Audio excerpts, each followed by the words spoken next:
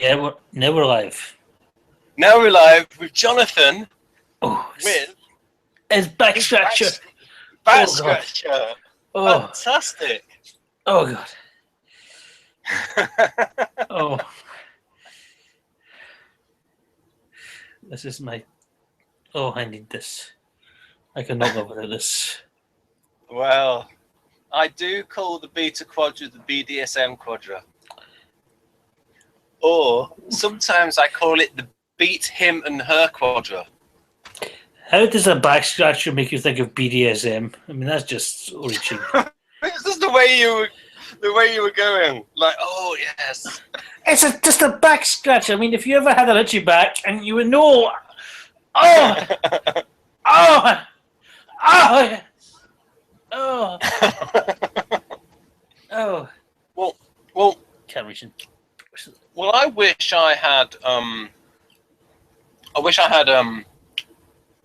flexible legs, but my hands. Well, it's like which bit? All of it. Like my arms used to be more flexible, but I mean, yeah, I can't do that. Oh yeah. I wish my legs are not. Like for instance, when I used to do taekwondo, I could never. Terrible at like side kicks and getting it, but this. I'm going to do this once for you folks. Double jointedness. Watch the thumb. Fingers. Oh, that's disgusting. Right.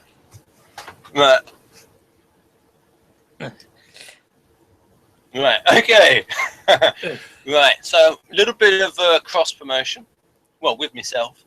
Right. So this is, and then we'll get on topic. Not just me for the moment. So yeah, this is an example of some other videos because it's like built up into a lot of videos. So look at this playlist. So we've got testing people in top left with types training. We've got right Alsanger. Right, so we've got here 11 at the time this was done. Probably 11 videos with Lady Lullaby, 12 videos with Maria. Probably a bit more now. A few more. We've got videos with Jeff. That's really bumped up. Now he's probably now in the lead. He's just taken over from Hannah.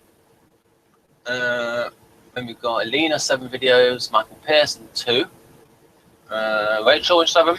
But the main one is this, and the reason why I'm showing this, folks, is that in relation to this hangout, there is this series of videos here called Socionica. Now, I swallowed my pride and changed it to Socionics because I want a bit more YouTube juice in terms of searchability. Although I usually call it Socionica. Yes, thank you. I usually call it Socionica because it sounds nicer than Socionics. It sounds like a woman's name. She sounds very nice, Socionica. And that's pretty much what they call it in Russia. Like when you actually see the letters. Right. So good. So yeah, these are the intertype relations. So we've got the complex videos here from Socionics. Then we've got some interesting ones that I quite like as an introduction, where we just ask people how they get on with different members of the Kersey temperament. Ooh.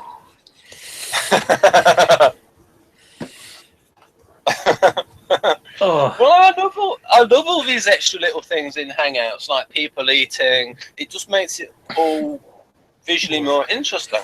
The thing is, I'm Scottish, so I've got a hairy back, so it gets extra itchy back there. It's probably wise to, because sometimes I can put a shoulder out or overstretch when I right. So that's that. So folks, if you want to know, now because this is a chili cake, it's a pastry and it's got like currants or sultanas or raisins in the middle, whatever, and then butter on top. Then I've got an Activia yogurt, and so it's supposed to be probiotic. Now you actually hear from some sources, are probiotic yogurts actually that good? Because a lot of the bacteria get destroyed in the stomach. So it depends. There's some debate on how actually effective they are. But I like to think they work. So this hangout is based on the title. So, Jonathan, take it away.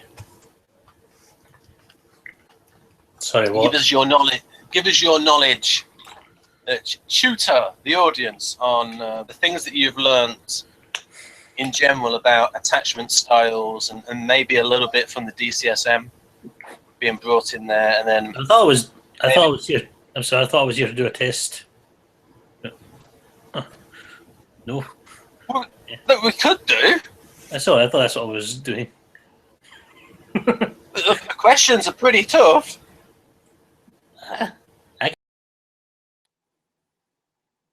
We've lost Ben. What happened? No, I'm still here. Yeah, you disappeared. You see me now? Yes.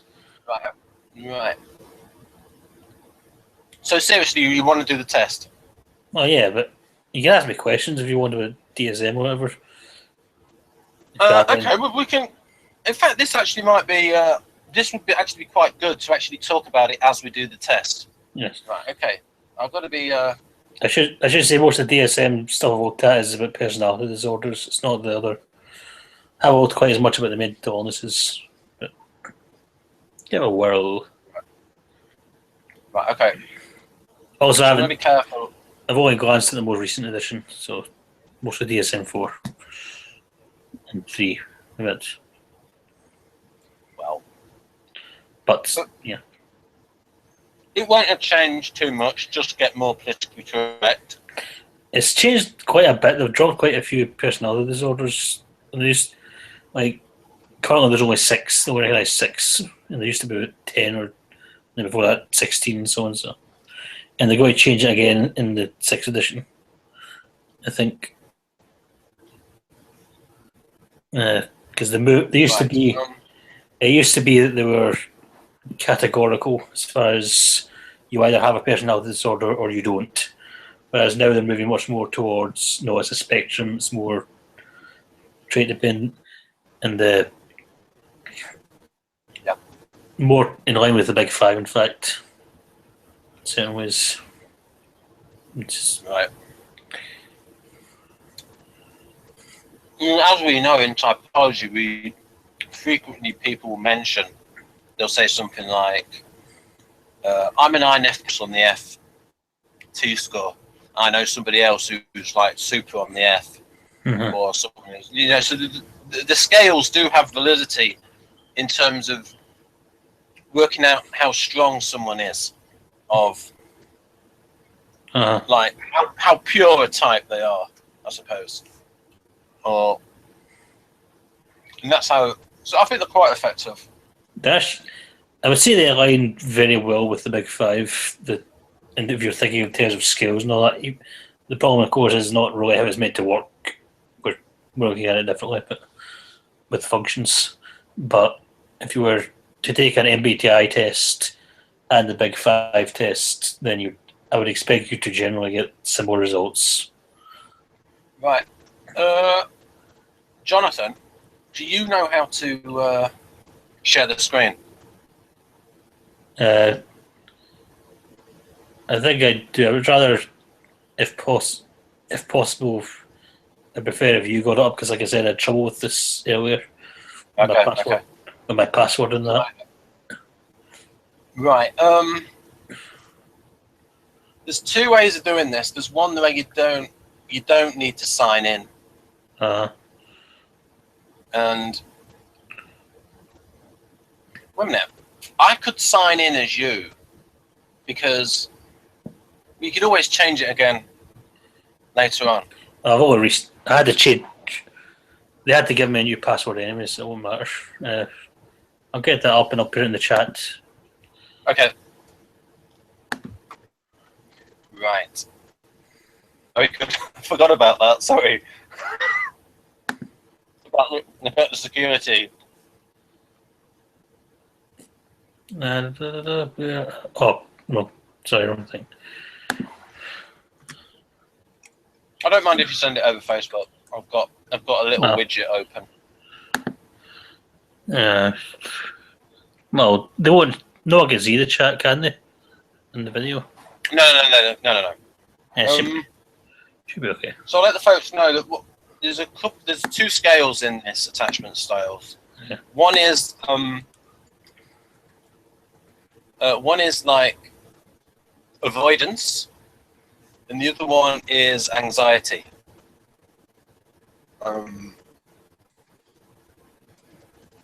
So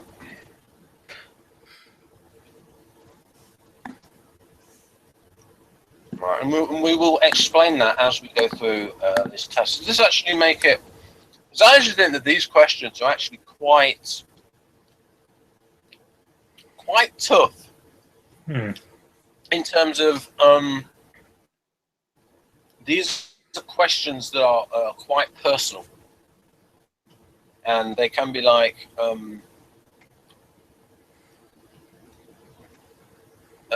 quite hard hitting in terms of like looking at yourself. Don't worry, I'll lie. Yeah. That's not my normal email, so you don't know it. Okay. It's one, okay. It's one I had to set up for testing. Okay, excellent. Pardon? It's not my when you set up. I had to set up for something else. So. Okay. Right, so I'm just copying that across. How do I use it? Right, okay, here we go. So I'm gonna. Right, what it'll probably do is it'll send you a confirmation password to there, and then it will give you. Oh, wait a minute. Unless it's logging in. Right. Okay. So this might be a sign in then. It might send me a alert. It might send me a alert. This isn't my wrong machine, but. Oh yeah. So does your password begin with D? Yes. Right. Okay. So I thought it made the. Right, here we go. Sign in.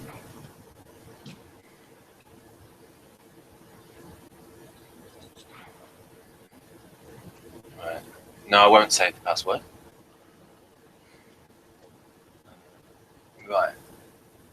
Oh, here we go. Interesting. You completed your last survey on August 14th, 2015. Correct. It has been 216 days since you completed your last survey. You have completed one survey thus far. Right. We've got view results and take survey. Take survey. Oh, you don't want to show people your results? Okay, show results. It should be okay. Okay. because now you see he knows he's probably not lying in these, folks. So we'll get the. Ooh. You earn nothing from it anyway. Right, can you see that? Yes. Right, here we go. View results.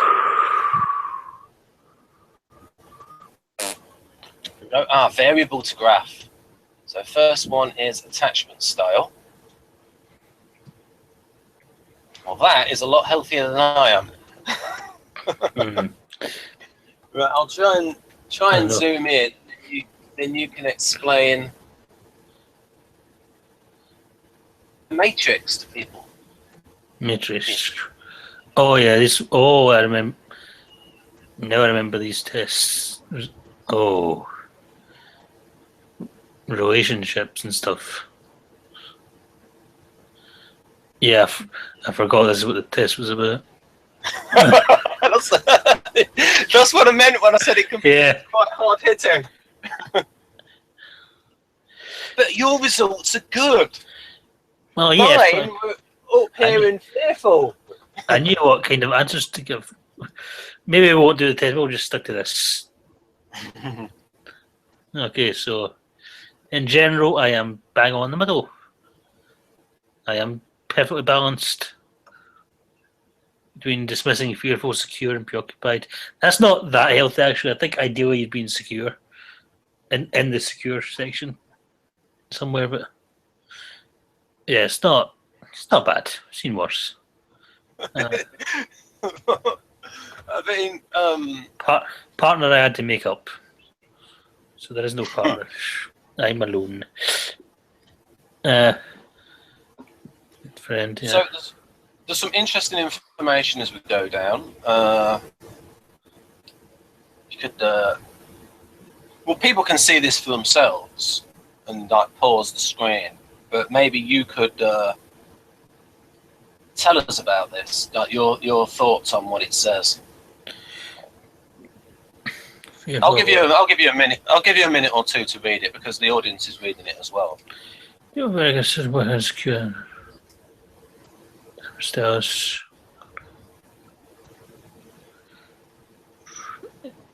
Yeah, a lot.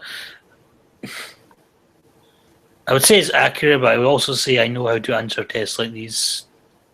I will not deny I know how to manipulate test results when I want to, but I would say they're quite. I wouldn't say my real results would be any different. It's just perhaps in the odd place I would. Yeah, fearful-avoidant is what I would normally get in other tests. I've got fearful-avoidant in other tests like this. Well, why would you take a test and then lie on it? Well, I don't know. I never said a lie. I just if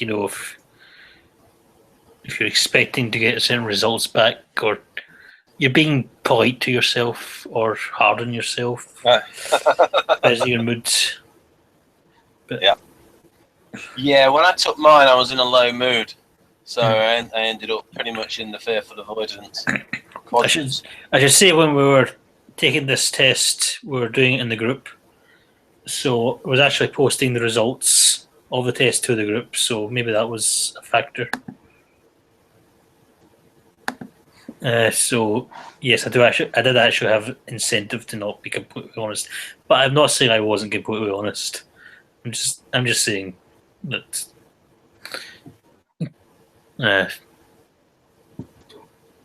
was quite self-conscious when I was taking this test, and I'm knowledgeable enough to know what answers to give. I was a bit surprised when I got perfect in the middle, because like I said, I've got fearful-avoidant before. But yeah.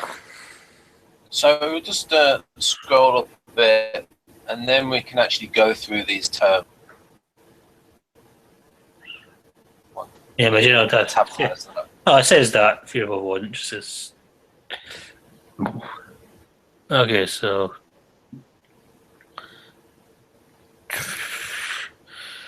people who are fearful-avoidant in relationships are uncomfortable depending on others and serving as an attachment figure.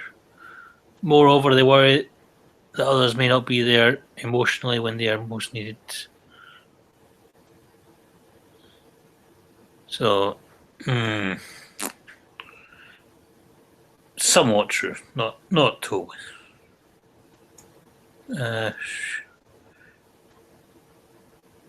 It's more some of this, of course, is the fact that I'm an introvert and very introverted overall. So it's not. I like my private time, I like my space, and so on.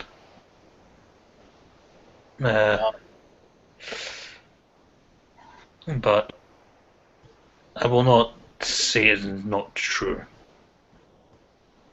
Right. I'm not saying it's true. I'm not saying it's not true. Diplomatic answer. So we can have a look at this, and then what we can do is the main thing I'm interested in here is, and then we can like really dig down on what my parents are secure. I like that. I'm secure with my parents, and I'm preoccupied in my non-existent romantic life. I say so. If we go through these terms, like, people have a really good idea of what avoidant means. Because I remember I first come across this word a few months ago. I didn't really know what does it mean. Someone who is avoidant. Like you would like to be in company, but you're afraid, so you avoid it. It's like you're worried about what will happen, or that you won't fit in, or you won't get along, or you'll need your space when you talk and that kind of thing. So it's like introverted, but not necessarily happy that you're introverted.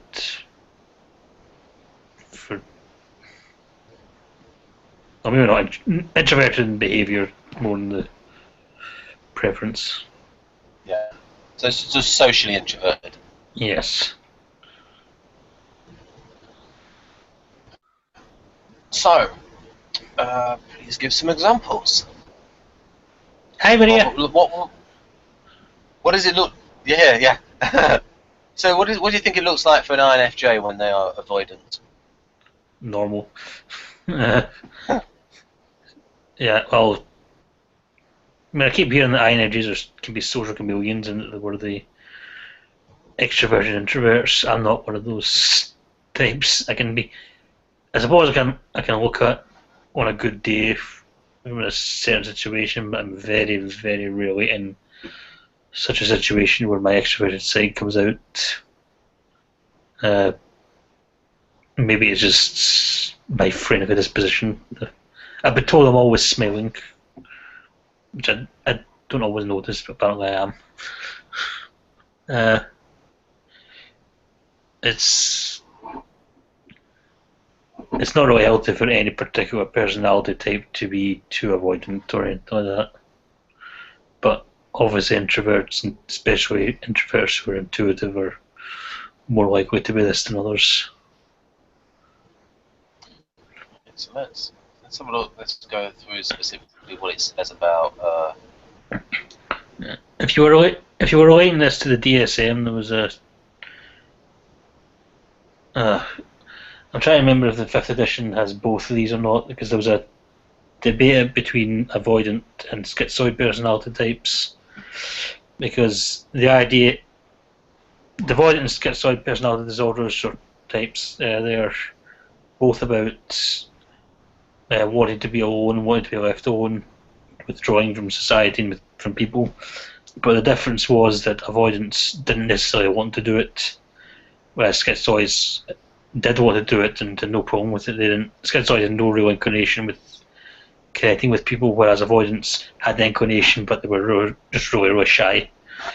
The debate over it was that a lot of avoidants grew to accept it. They grew to accept that they were avoidant and they weren't going to get to know people or be with groups or whatever, so they might appear schizoid, and it was sometimes argued that schizoids were really just avoidants who had learned to accept it, or some schizoids were. Okay, so just for the audience, because people have an idea what schizoid means, but it's probably fuzzy. It's a little bit fuzzy for me. Schizoid is Greek for splitting, and in this case it means splitting from society, splitting from communities and friendships and groups, and wanting to be on your own. It's obviously their schizophrenia means split mind, so it's This is different from schizophrenia. This is schizoid. Although you can have schizophrenics can sometimes be schizoid, but schizoid personalities are people who just prefer their own company and doing their own thing. I would relate them quite strongly to Enneagram 5, especially the self-preservation type 5, but it's obviously more behaviour-based. Kretschmer, if you look at his definitions of the schizotypes, they are matched. If you like read the traits of cyclothymes and schizotypes, you would say, well, the cyclothymes are the sensing types, and the schizotypes are the intuiting types. And he gave some ideal examples. And on the schizotypes, he put like people at their best, poets, poets, scientists, philosophers, those kinds of things for the schizotypes. And then for cyclotypes, you put things like empirical scientist, or things like humorist. And I think, well, that fits what Jeff says about ESFPs. And then things like, and one of the phrases was tough hole hogger.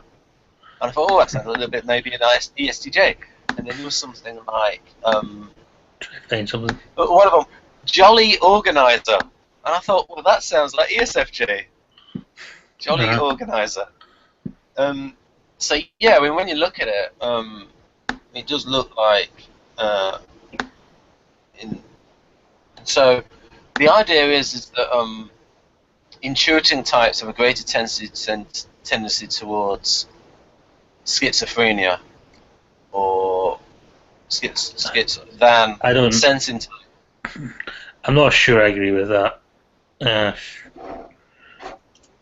I do know that there was one person who had, on many occasions, mild schizophrenia, and he's a sensing type.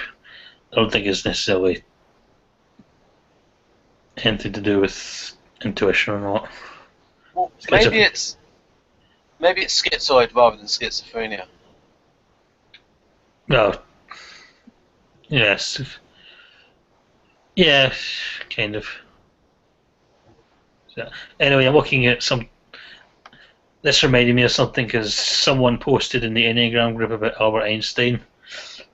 And they were. Yes, he was autistic. He was autistic.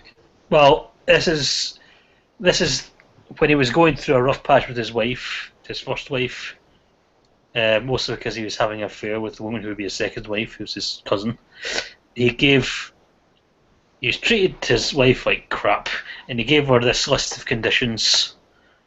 And this is relevant to the discussion. So this is a list of conditions. Yeah. A. It's quite funny. This is. A. You will make sure 1. That my clothes and laundry are kept in good order. 2. That I will receive my 3 meals regularly in my room. 3. That my bedroom and study are kept neat, and especially that my desk is left for my use only. B.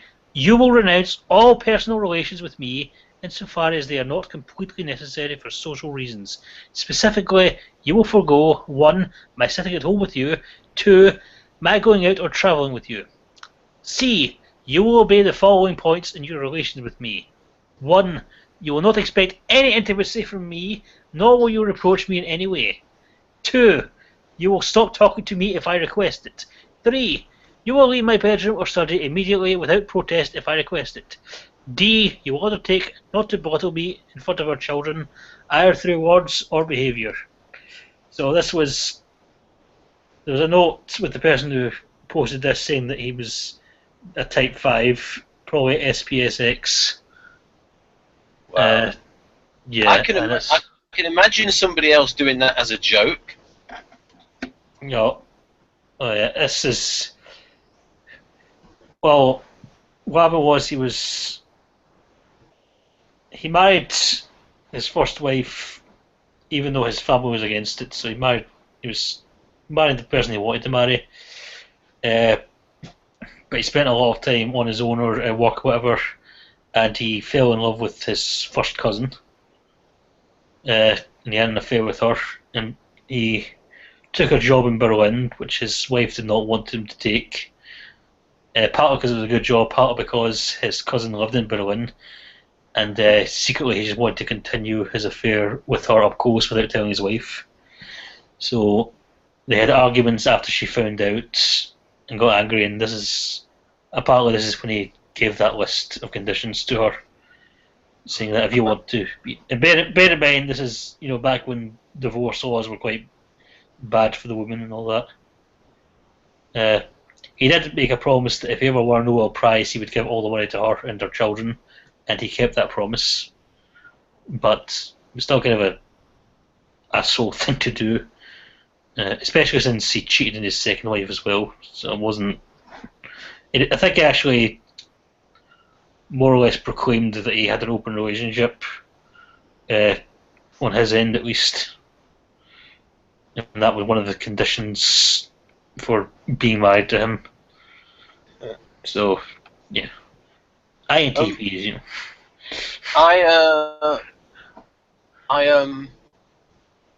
remember reading on Wikipedia that as a child they would show things like he would repeat the same action and just display classic signs of autism as a child.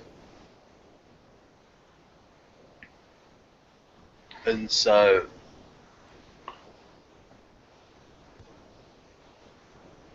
It's actually not. I mean, there is a myth out there that, and there's still this myth out there that Einstein was a dunce as a child. No, he was a child prodigy. Yeah, I should clarify. It's relevant in terms of it shows that he wants to be alone a lot. He probably is privacy clearly from that list. I'm not trying to say that if you're schizoid or anything like that, you're inclined to be an adulterer or anything like that, or treat people that way. It just is more the he wants to be alone part when he wants his own time. He's miserly with his time, as fives are, and some other types can be. So, what do you think the reasons are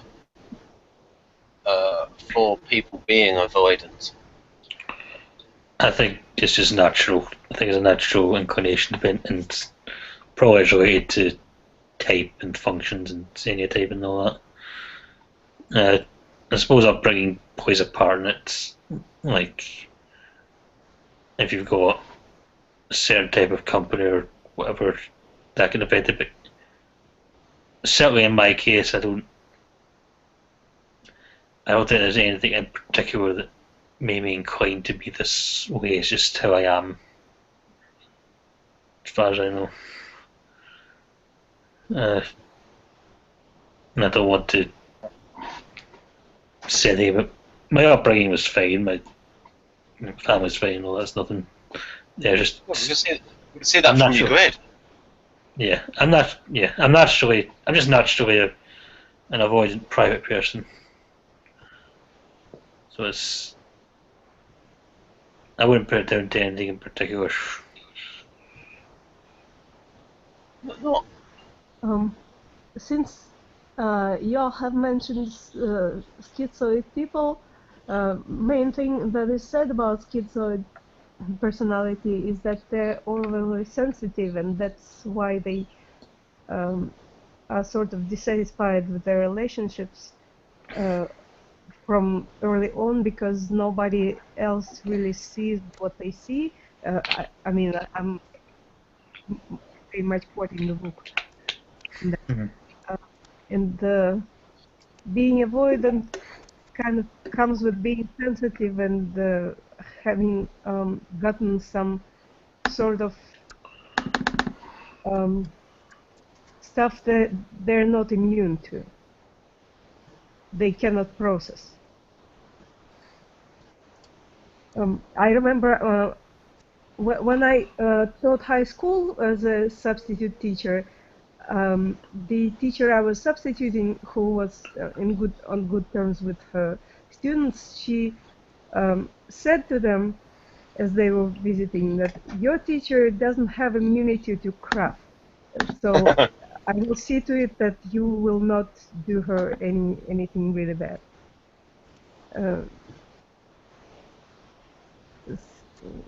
That's kind of a description I happen to have received. So I sort of, for instance, I'm very selective with the people I let close to myself. Right.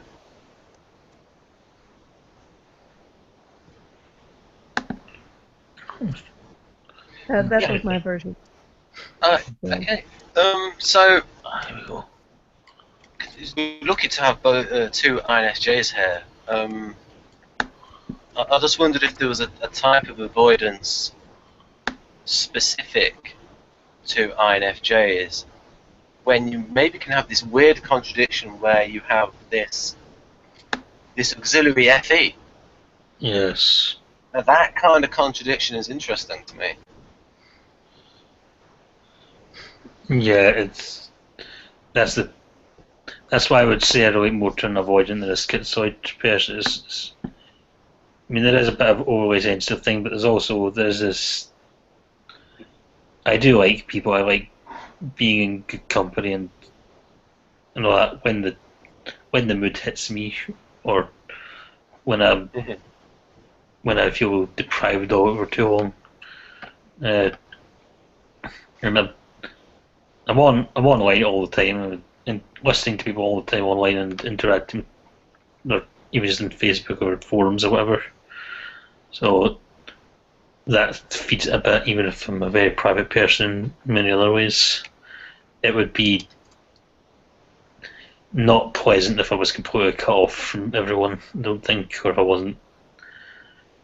there was nowhere to get my emotions from, or anything like that. I'm trying to see if they still have the schizoid personality type in Yeah, you see, the DSM-5. Because these, I think people need to have, and I need to have like clear definitions of what a schizoid personality is, clear examples of what avoidance is, because this kind of thing is new to me. Yeah, I'm just looking up the DSM-5 right now, and they've removed the schizoid personality. Sometimes being avoidant doesn't mean being mean to people. You can be very nice, but sometimes without noticing it, you just fail to notice other people or treat them strictly like in business terms and stuff like that. So would like INTJs, less healthy ones, sort of fit that?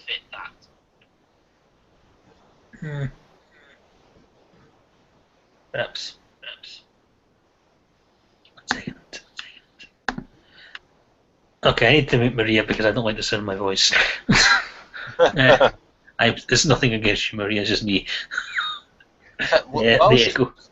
Why she just brought that up is we could.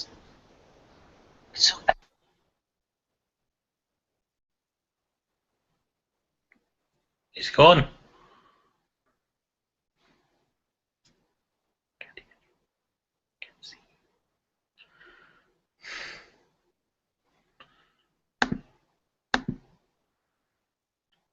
And Ben's gone, everyone. Wait a second.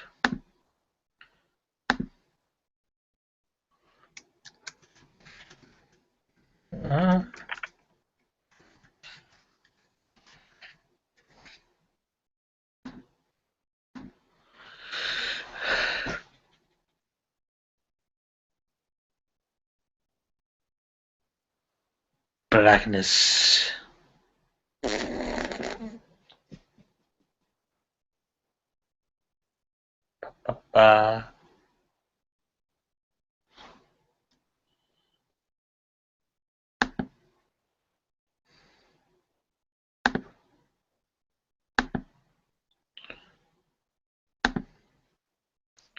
So since he's been asking about schizoid personalities, okay. Oh, it's said all that again. Yeah, I understand that they show sort of ambivalence toward any relationships because they sort of want to participate, but they expect disappointment, and they are not expecting that they will be accepted the way they are. Because they are kind of bigger than easily fits in a normal relationship. That was a bit hairy. Oh, dear me. Yeah, web browser crashed a bit. I'll close that down. Most of the people would have seen those terms like when they were on screen, so we don't need Ake and Night.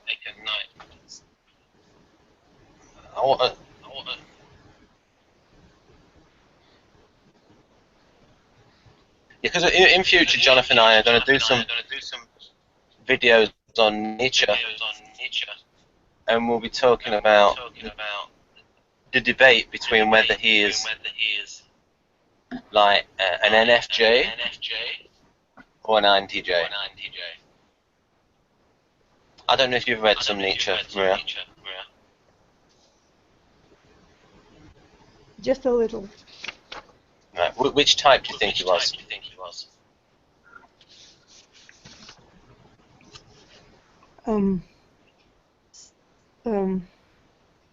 I didn't really pay attention because I was not I was not really interested in his writing. Right, interesting.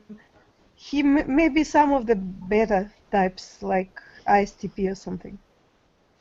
Ah. I noticed that many collectivist types actually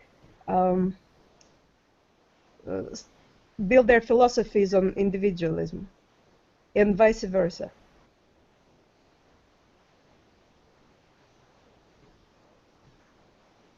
Weird. Why do you think they do that?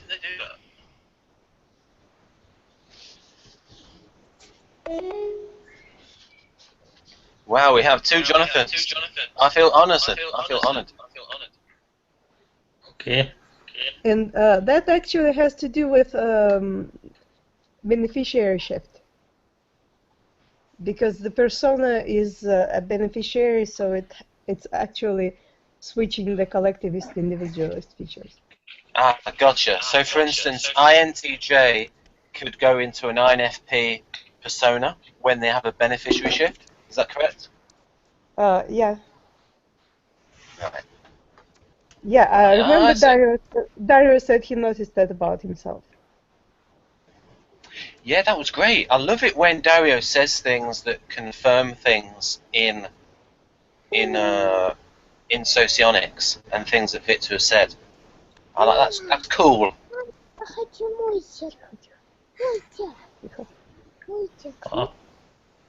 That is a nice voice. That is a nice voice. That was a lovely voice. Lovely. Yeah. Okay, guys, it seems like I have to go. Oh, that was beautiful. I love that your child have a wonderful voice there, Maria. Mm-hmm. Thank you. Okay, bye. Bye-bye. Fantastic. Not at all whiny. Brilliant. Yeah. You can usually tell the difference between a good American child actor or actress and a bad one. The bad one's a little bit more whiny than the good ones. Like, Mommy, I want a feather.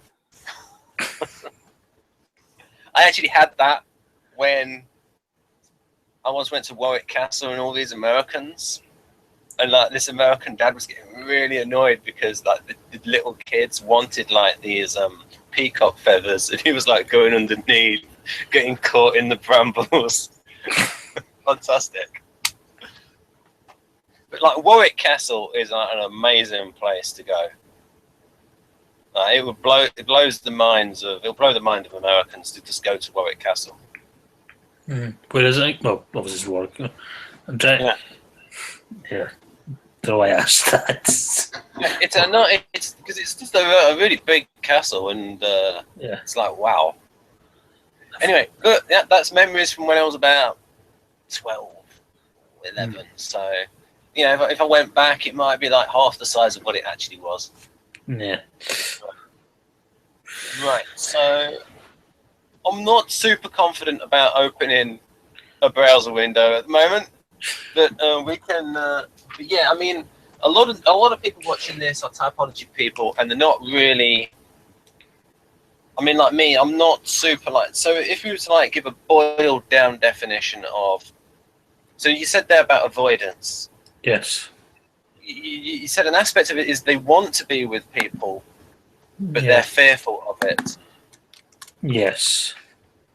That's not that aspect. That's the core of it. That is the main central problem. What's the difference between that and then somebody who doesn't want to be with people? No. And that's the thing, in behaviour terms, from the outside, it can look very similar. But it's what's going on inside their head, and it'll be based on things like, obviously, interviews with therapists and all that. And I think schizoid personalities generally are more obvious, that there's something strange about them. Like they often might speak a bit more slowly, a bit more monotone. They'll have, I think sometimes some of them might have very private hobbies or unusual hobbies. Could you give us if you could go to a website and give us the official definition of what a schizoid personality is? Yes. Was that. Now, bear in mind, as I was saying, this is not in the DSM-5 anymore. Right. So, has to be, or is it? Because as we know, we have to get the definitions as clear as possible. Well, he's actually. Yeah. I say it's not, but Wikipedia is saying it is. I think Wikipedia just changed DSM-4 to DSM-5 because I'm looking at a PDF and they don't mention it. You've researched this quite a bit. I think you said you researched this before you got into typology. Yeah, I wouldn't say I researched it. I was reading about it. I came across it. Let's see. Schizoid personality disorder. This is the Wikipedia definition. Personality disorder characterized by a lack of interest in social relationships, a tendency towards a solitary lifestyle, secretiveness, emotional coldness, and apathy. Affected individuals may simultaneously demonstrate a rich, elaborate, and exclusively internal fantasy world. Affected individuals may demonstrate significant creativity, particularly in the areas of fiction writing, citation needed, and visual arts.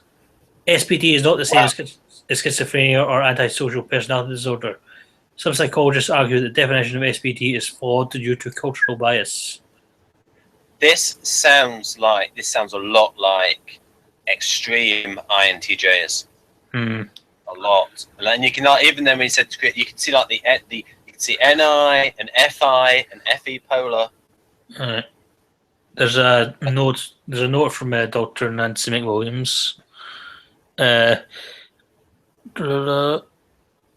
One reason schizoid people may be pathologized is that they are comparatively rare. People in majorities tend to assume that their own psychology is normative and to equate difference with inferiority, as happened with people of minority sexual orientation for many years. So, yeah, it could just be that it's not. One of the reasons it was likely removed is just that it's rare. It's not necessarily. It might also be because it's describing INTJs. That's why. I mean, the people who know about INTJs, unhealthy INTJs, really fit on that description. Yeah, especially the intuitive subtype.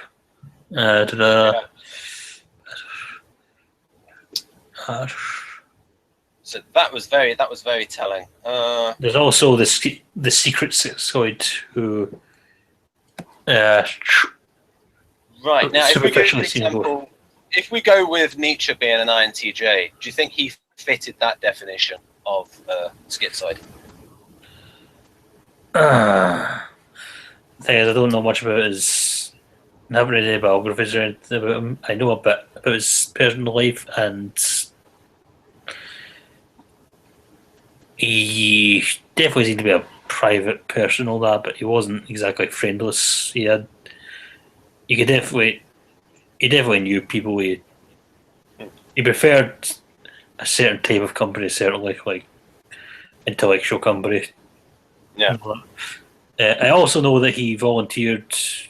I think he volunteered to serve in a war as a nurse or something. So, yeah, I'm not. Is it true that he caught a venereal disease from being in a brothel? No, double check. I've heard something like that.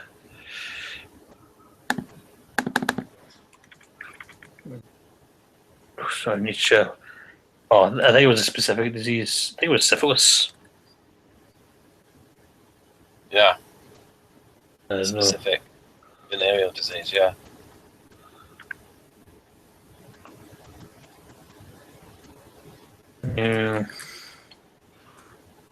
Interesting. Yeah, I think that was more. You can have mixed feelings about your duel. I think it was more of a. I think it was more of a rumor rather than. Yeah, you can imagine though. If you're like really hot, if you're an INTJ and you're really hot for ESFPs, and a prostitute might be a certain kind of extreme example of an ESFP. And if he has this situation where he has like this like conscious connection with an ESFP prostitute, yet that is also the source of his venereal disease. Yeah, I don't. That is a big cognitive. That is a big inner struggle. Where. Yeah, I don't think he did. So. What I'm saying, sorry to interrupt you. I don't think he did. It seems like you don't think he what? You don't think he what? I don't think he did have syphilis or anything. I think from what I'm reading here, it's a legend. So why was he? Why did he live in a particular area where he was in poor health? What was the health that he was in? Well, it says here that he, according to medical science, he most likely died from brain cancer. And he went crazy towards the end, but that was maybe that.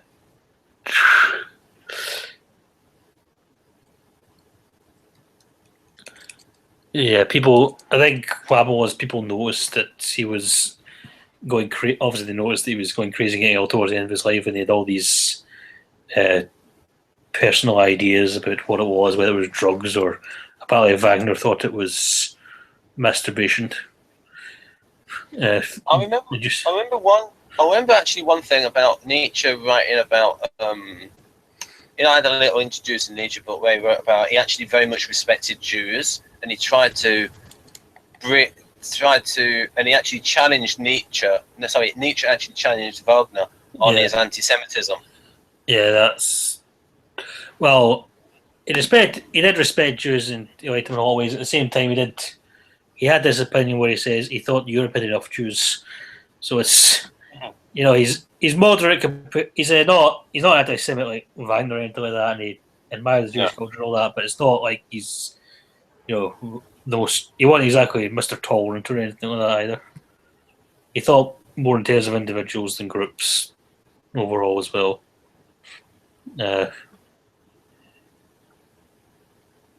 He liked. He admired the Jewish culture in terms of how he thought it. How it survived oppression, or how they always pulled through and whatever. Their ability to survive, and prosper. That's what he admired. He didn't necessarily think it was the be all and end all, or it's not like he had no criticisms at all of Jewishness or Judaism or anything.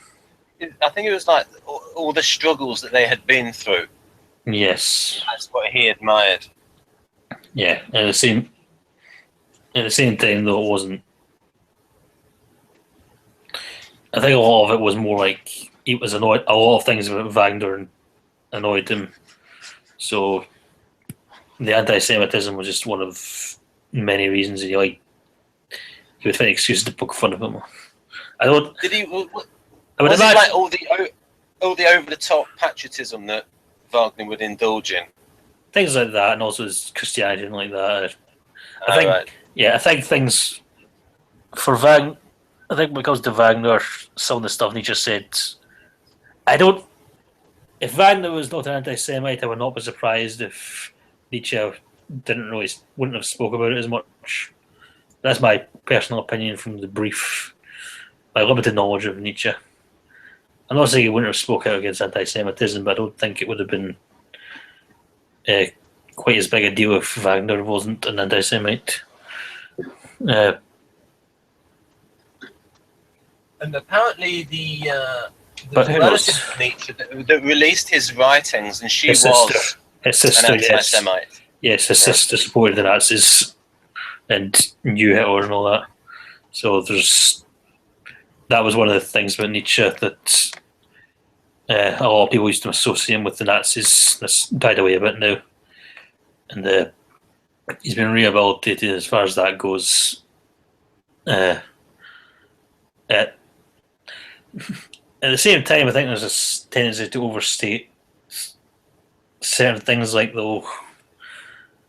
I think a lot of people seem to have the idea that the Nazis plagiarized or misunderstood Nietzsche, and like they were inspired by him, but they got it wrong or whatever. But that wasn't really the case, because they had their own crazy ideas, and it was more like they used him. It wasn't so much that they misinterpreted him; it was just that they took what they wanted to. Whatever. Yeah, because all the Superman stuff, the Overman, is consistent with Nazi ideology. Now, I've read a little bit of Mein Kampf, and it is the biggest load of ignorant stuff that you can imagine. Yeah. I mean, it's just so ignorant on like race and genetics. It like really is. I've heard. I've never been able to totally verify this, but I've heard snapshot quotes of Hitler saying that he knows that the race stuff is garbage, but it's kind of like he's dumbing it down for the masses. He's explaining things in racial terms, and he's borrowing from actual racial anti-Semites who, again, they were bonkers. They may have been a bit more eloquent than he was. It's hard to say. It's hard to say at times. I've seen a documentary on Hitler where he actually, in his rhetoric, became more anti-Semitic because he knew that like that was working. Yes. With the people. I'm not saying. It's very difficult to figure out exactly what Hitler definitively believed in, because he liked a bit of ambiguity. He didn't like. He liked to change his tune and say whatever worked. He definitely read a lot of racial anti-Semitic literature, and he knew he admired certain ones, but at the same time, he liked to distance himself from some other stuff, like Alfred Rosenberg. He thought Alfred Rosenberg was just nuts. People need to realise that the racism in Germany didn't start with Hitler, that it was around before then. They had a colony in, and people should research, I think it's German Southwest Africa, which actually then became a state within South Africa. Yeah. And I think it was, I can't remember the name of it, but no, I can't remember either. But yeah, German Southwest Africa embraced the apartheid system, and they had a that had a really strong apartheid, and there was a harsh rebellion. And someone who talked about this and contrasted it with the British Empire was Neil Ferguson, the historian, Scottish historian. Yes. Yes, I know him. Yeah, anyway, as far as Hitler and Nietzsche goes, I would say that they're both part of certain strands of German intellectual history and German thought, but they're on opposite ends of a spectrum. Hitler's much more of a more collectivist, more group oriented, whereas Nietzsche's much more of an individualist. The point I was driving towards, though, is that a lot of people seem to think that Nietzsche's not a Nazi, and therefore he's good, or that he's not, or he doesn't mean half the stuff he says and all that. When it's a bit more complicated, it's kind of damning with faint praise by saying he's not a Nazi. He's not like good for him. He's not a Nazi. That doesn't mean he's still a lot of stuff in there that's quite deliberately controversial and deliberately edgy. The problem is because Nietzsche is so anti-Christian, he throws the baby out with the bathwater in terms of being against all of the Christian values, all of the good Christian values. Well, he's not. It's more complicated than that as well. It's more like he's against universal values of any kind, because I think he actually had some kind of typology in his head. You see strange of that, like when he's talking about Wagner, he says Wagner's sort of an artist type of person, and they don't make good philosophers, whereas he's more of a philosopher type of person. He said he was the same type of person or he thought of himself as the same type of person, the same type of personality as Beethoven and Goethe. So I think there's a bit of that there. And all of his writings are addressed to people who will understand to us. He's talking about us like this is like he sees himself as part of a particular group of humanity, and that he's pushing for the type of world he wants. So there's actually several layers to Nietzsche. It's difficult to say when he's talking about one thing or another. If he's talking in broad general terms, or if he's advocating specific things. You understand? Yep. Yeah. So it's with a lot of his criticisms are more like you would consider things like how the Kantians, people follow Immanuel Kant and the utilitarians, how they would have disagreements and fierce disagreements over ethical philosophy and all that. But you could clearly see how they were all influenced by Christianity, even though they were both trying to create a secular ethics. So, like, they would both have different. Kant would say that lying is always wrong no matter what, whereas utilitarians will say lying is wrong except in certain situations or if the greater good is required. They're both saying, though, that lying is. They both take it for granted that lying is wrong and that certain other things are wrong. And Nietzsche would say, no, and before Christianity came along, lying was totally acceptable. And pagan Rome and all that, they're totally different set of values. And you're trying to come up with this new kind of ethics, but you're not seeing how you're still attached to the old kind of ethics. Yeah, I mean, and in fact, this is a good example about what happens when somebody always tells the truth. And that is one of the faults with INTJs is INTJs get better when they learn how to lie.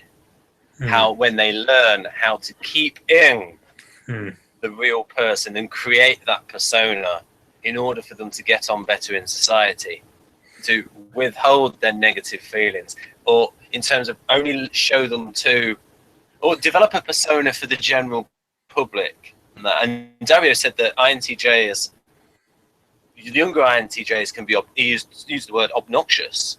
And he said that once life hits them over the head enough times, they learn how to change. Right. So they develop a public persona, INTJs. Right. How do we go on to this topic?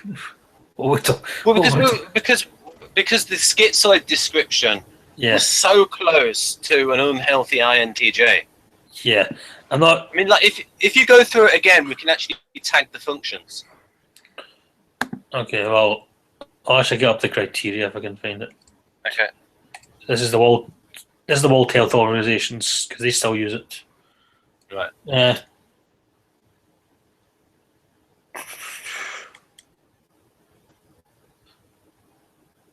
Oh yeah. Again, I'm just Wikipedia is saying that they do use it, and this thing I'm looking at doesn't. So sorry. Anyway, World Health Organization IGT-10, their criteria. Number 1, emotional coldness, detachment, or reduced affect. Yeah, I mean that's one of the things I said about INTJs. I would say that not necessarily only INTJs. Like see, like the TI subtype of INTPs, or the TI subtype of ENTPs, even they can do that, and even some sensing types like ISTPs and ISTJs. Yeah, ISTJs. Yeah, but ISTJs generally care about what other people think of them and what the neighbours think and society. It's just that they're psychologically closed and they're not good at expressing themselves. Yeah. There's a little bit more in that description where we can actually tag it with functions. Oh, this is really the introverted, basically any introverted function except for FI, which looks cold but isn't. Reduced affect is really a low FE. I see. Yeah. So emotional coldness, detachment, and reduced affect. Yeah. Okay, so number 2, limited capacity to express either positive or negative emotions towards others. Yeah, again, that's part of the socionics will call it ethics of emotions. The ability to I'll give Jack Aaron some credit in this, in his definition of FE. It's not only the ability to express emotions, but the ability to change emotions in other people. And I thought that was a nice little definition there by Jack. Yeah. Yeah, so this is not an FE person, definitely. Yeah. Consistent preference for solitary activities. Yeah. So, yeah, very introverted and introvert. Yep. Even or intuitives necessarily. 4, very few, if any, close friends or relationships, and a lack of desire for such. Yeah, that's the thing. The lack of desire for such. Where that's more. That's a particularly unhealthy INTJ. The lack of desire. Or A type. Again, it's more. I would say it's more of a type 5 thing in general. Because if you're an INTJ but you're not type 5, I don't think you'll have this problem. Pardon? I think. If they're what? INTJs who are not type 5s are not likely to have this problem. Maybe if they're type 1 or something. But if you think of a type 6 INTJ, they're type 6s need people. They're dependent on people, especially less so social last. If you're type 6 and you're social first or social second, there's a need for people and connections. So, regardless of your core MBTI type. Could you give us an example of a famous INTJ 6? I could, but 1, you wouldn't know them, and 2, I don't want to. Ooh. I know one in the group. They're not famous, but there is one person, or a few people I can think of who I think are INTJ 6s. I cannot think of any really famous people off the top of my head who are INTJ 6s. Do you think INTJ 6s have stronger FI? Yes, I would say so. Do they demonstrate any INFP-ish traits? They can get quite passionate about issues. I would say that a lot of I've got to be careful here. That fits what Maria says about an INTJ that has a beneficiary shift to INFP. That fits that.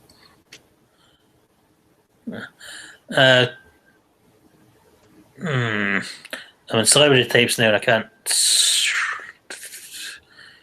quite search. Right, so that's a good. So what we can use what typology people can use for the definition of schizoid is if they think extreme unhealthy INTJ. Well, specifically this is specifically the NI subtype. I think the logical subtype is much less likely to be this. Yeah, that makes a lot of sense. Yeah, and the type 6s the type 6 people I'm thinking of who are INTJs that I think are INTJs, and that they're all the logical subtypes. They're not the intuitive. They seem more expressive and more. Well, yeah, because they've got the TE focused on doing stuff with people, and also because TE goes with FI. Because you've got the tandem use of functions. Because in order to do anything in that area, it involves other people usually, and so the tandem use of TE and FI. Yeah. So just to go ahead with that theory a little bit, do you think that the TE subtypes of INFJ tend to be better the FE at FI? No, the TE subtype of INTJ. Sorry, INTJ. Yeah. TE subtype. Did they better at FI, you say? Or yeah, because I think of the tandem use. They certainly come across as that. They come across as more passionate. I would say that I think the NI subtype can be passionate. They can have strong FI, but it's much less noticeable. I was just thinking that if we think of the in fact, TE subtype, the TE subtype actually looks quite FE at times. Yeah, that's what I mean. 'Cause, interesting. What I was thinking was, if you talk about motivation, an INTJ that's a T subtype is interested a lot in achievement and stuff. And in order to gain achievement in the outer world in a T way, they're going to have to engage with people. And so from my point of view, is they're more extroverted because of the TE, and they're gonna want to maybe their type of relationships with people, it might start off as transactional in terms of this is how this person could be useful to me, and then as that goes along, they develop a personal connection. That's what I would theorize based on TE subtype. Yeah. What is your opinion on the subtypes as far as, do you think it's like you could change your subtype, or do you think it's more static, like is almost like a separate type, except, you know? Well, I have this thing that I've called the INFJ, which is like of the non-socionics, of the non-typological factors that can affect someone's personality. You've got the I is individual social status. So like you can like if someone's famous for something, or just their status in a given society can affect them. Then you've got B, and this is a huge one, biology. So how healthy are they? What is their age? How attractive are they? Just someone's biology. What is someone's race in a given culture? What is someone's gender? All of the things to do with biology can affect how people interact with them. Thing is, this is also, when looking at the descriptions, there are also ways of talking and ways of and that's just the B. And then we've got, then in the INFJ, then you've got R. The individual relationships can affect someone if they've had bad relationships, or maybe they've had like a good like imagine an INTJ that's been around an ESFP that's like an ESFP that's brought them out of themselves, that sort of thing. Like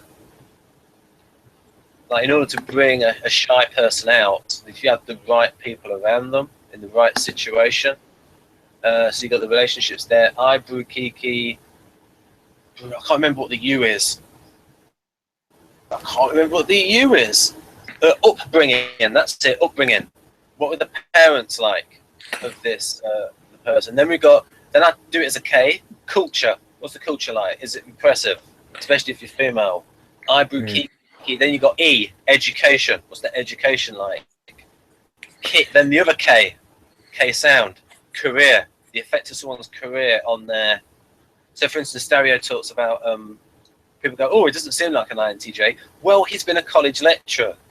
He's in his 40s. He's run seminars. He's developed people skills necessary to do these things.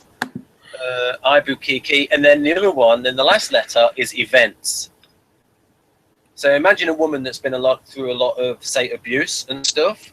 That is going to leave a mark on her. If certain types, a mark is going to be left on them more than others. See, I'm actually starting to lean towards them being almost separate types, like as if, like even if, regardless of their upbringing, or whatever. I think this is almost like I'm actually starting to see some real significant differences between the subtypes. Oh yeah, that I didn't notice before, and I'm not sure if it's, even when I'm looking at myself.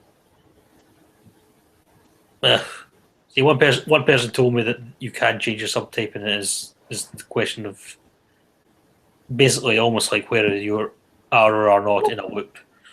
Well, yeah, it might be is just the INFJ things may have changed, and people might confuse that for a change of subtype, because you're going to have like an overlap of how that subtype is expressed, dependent upon their personal circumstances.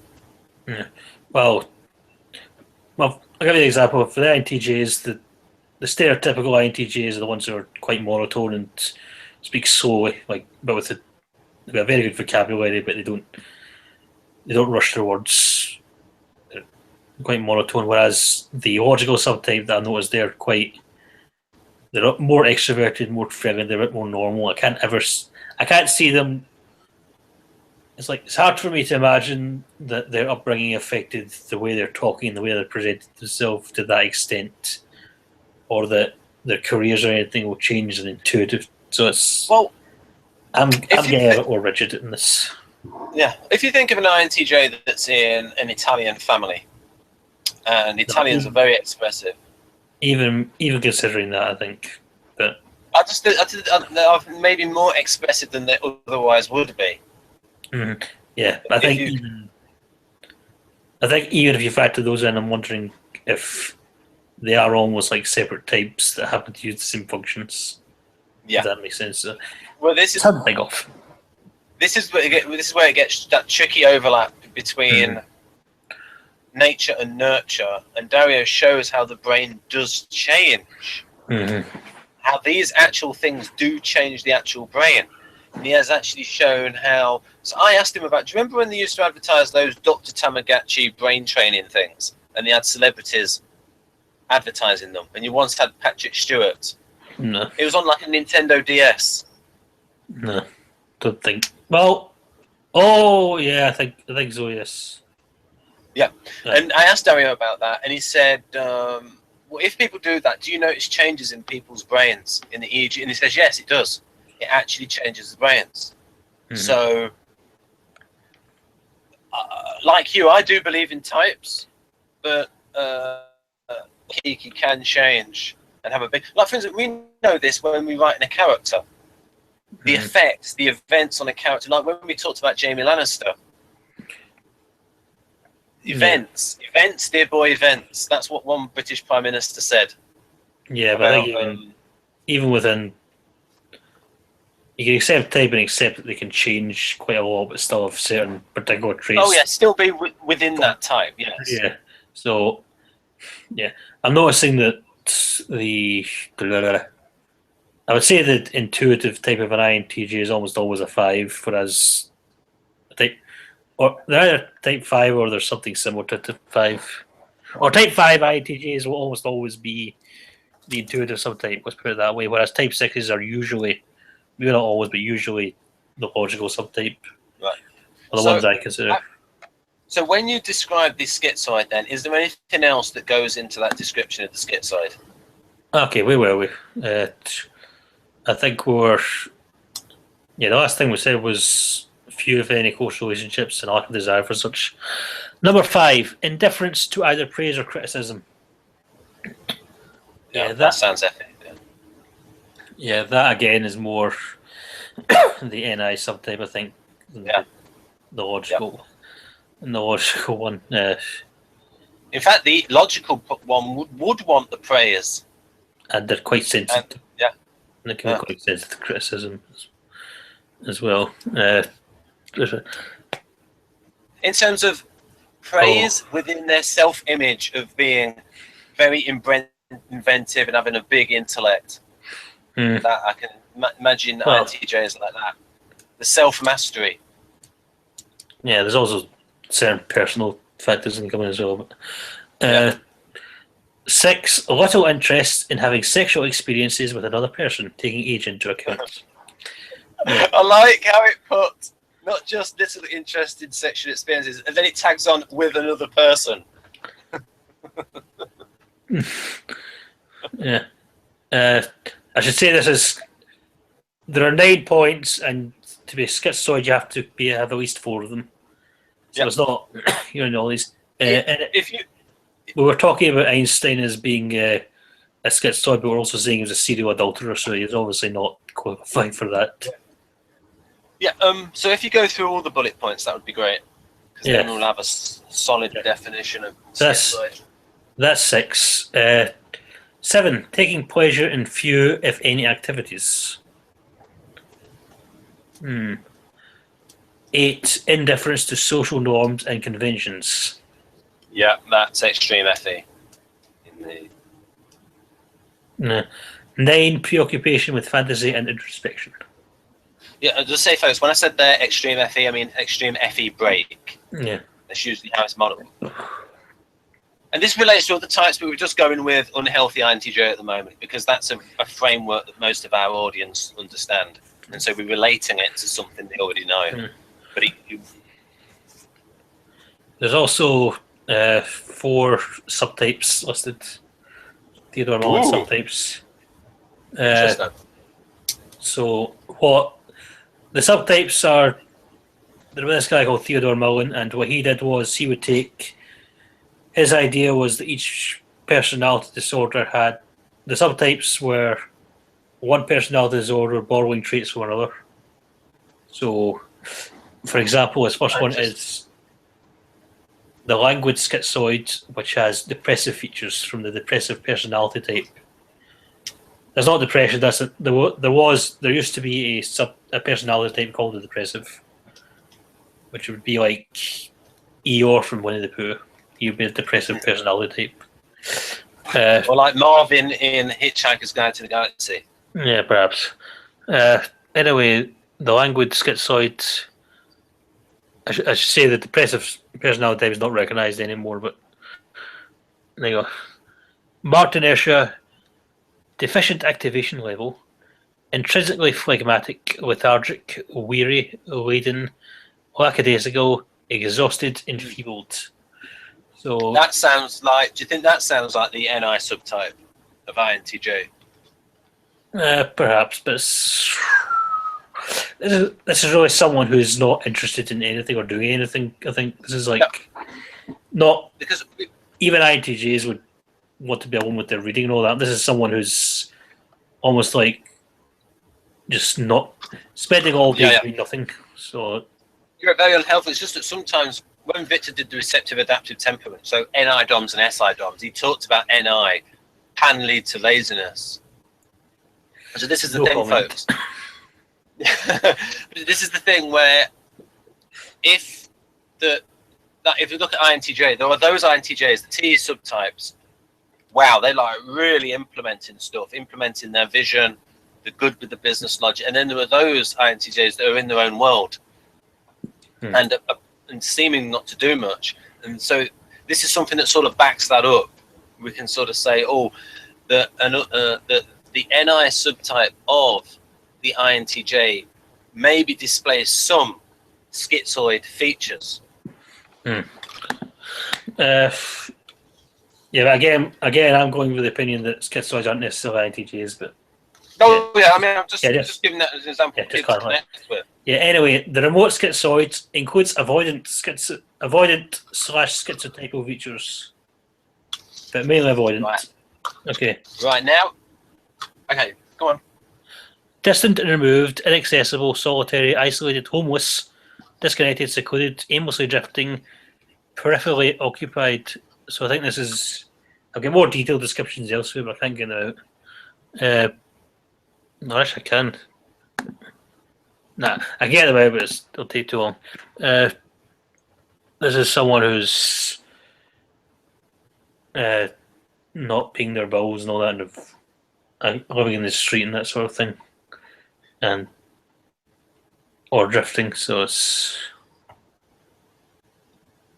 I'm not sure. This third one is depersonalized schizoid, including schizotypal features. Right. Okay. I'll just stop you there. What the hell does depersonalized mean?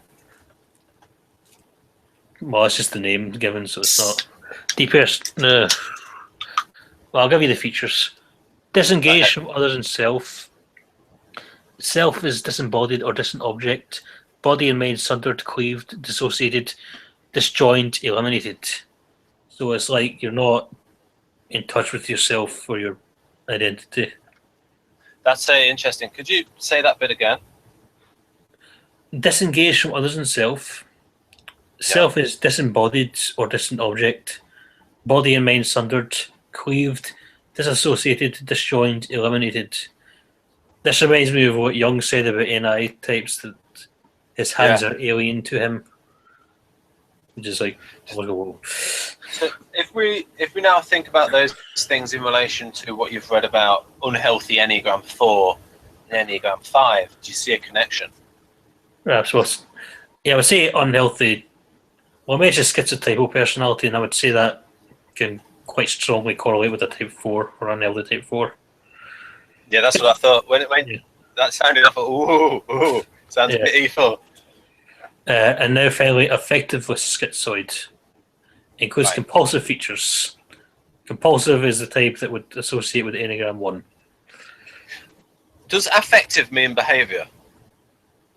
It's like, no, affectless means, Oh, sorry. Sorry, I thought you said affective. no, affectless. Affectless. Oh, feckless. Right. This is more, that's more like Completely without feck, as Frankie Howard would have said. passionless, unresponsive, unaffectionate, chilly, uncaring, unstirred, spiritless, lackluster, unexcitable, unperturbed, cold, all emotions diminished. So this is someone who does not value emotions at all, or they're not really in touch with them, or they don't feel very emotional. Almost robotic. Cold. I was wondering with these subtypes if I would relate it to tri-type. You see, Sometimes. with this, with what we've been saying in this hangout, someone could, in future, it would be nice to have a mental health scale for each of the types. And so it would be cool to have a mental health scale, say at 9 levels for the INTJ. Well, I actually think mental health skill is much more suited to Enneagram than cognitive functions, because I don't think cognitive functions really align themselves to that sort of thing as quite as well as the Enneagram. We would sort of say, I mean, it's there, but it's not. Nuance it and say overall, I mean, Linda Bounds could do this because she looks at things from. She does do functions, but she does do what she called it, an organistic. I can't remember the exact term. What term did she say? She said, what's it? What did she say? Organismic view of a holistic view of types. So it may be possible. I'm learning a lot. That's interesting. So yeah. So if you go on about what is it, affective schizotypical. Well, there is no. No, what do you mean? Affective was just the name. It's not feckless. Okay. Affectless is just the name given to this subtype. It's not. There is no affectless personality, but it's called compulsive. It's called compulsive. Compulsive is, again, it's more or less Enneagram 1. Part of the thing with the Enneagram 1s is we like self-control and emotional control, like being rational. That so this is, like I was saying, this is more closely associated with tri-types. So this would be like a 5 with a 1 fix. Depersonalized would be a 5 with a 4 fix, and so on. The other thing is he lists 4 here, but on other pages he might have things like an avoidant with schizoid features or whatever. So there's not necessarily 4; just he's only listed 4 for the schizoid, but there might be other types that have schizoid features that you could kind of clarify as. While I've got you here, I can ask you about what do you think of the 458 tri-type? 458. Let me double check. What's that one called again? You? I think they call it the scholar. Yes, I remember now. I actually thought Hannibal Lecter was that type. Ah. Have you seen American Beauty? No, I still have not. Right, because a friend of mine thinks that he is a 458. The Ricky Fitz character. Well, yeah. Well, as I said, I don't. It's worth watching. I think you'll enjoy it, American Beauty. Yeah. Hold on, I'm getting up. On the forum, someone went into detail about the tri-types, but there were.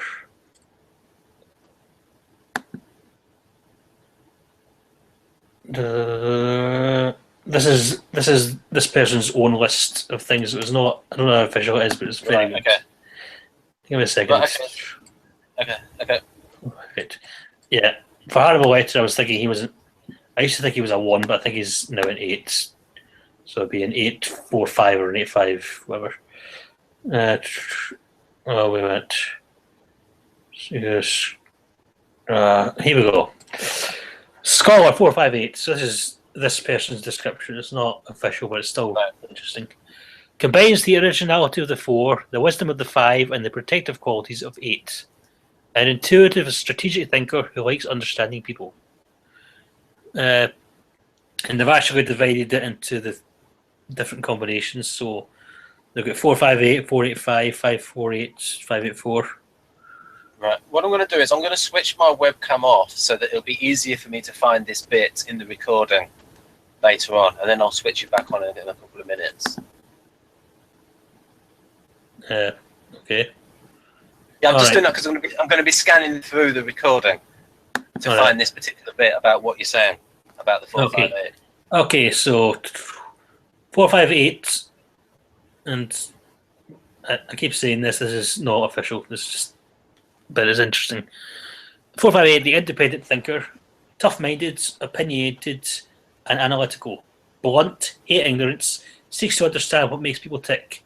413, 415, SX, SP. As SX first or SP first, could be. They don't care about the second instinct. I can give you a link in the.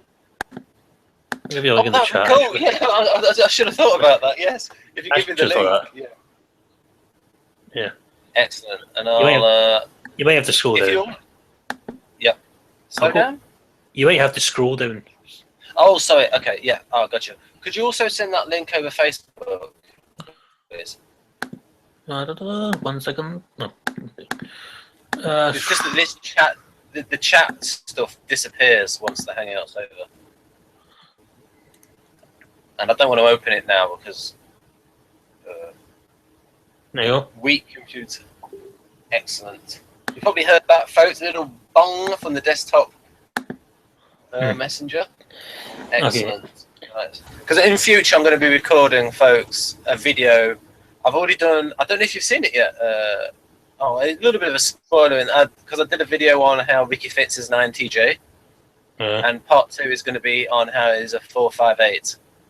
So I'm just finding out some more. I've got their video that the fathers. I don't know how you spell their. I don't know how you pronounce their name. The fathers. They did it on the 458, and I'm going to do a video about Ricky Fitz, comparing him to 458 in future.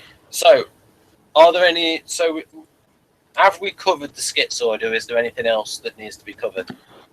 No, I think that's more or less it. Right. Okay. So now we've got a good, strong basis. Now I'd like to have a strong basis of avoidant. Avoidant. 1 second. Yeah. Okay, so this is the.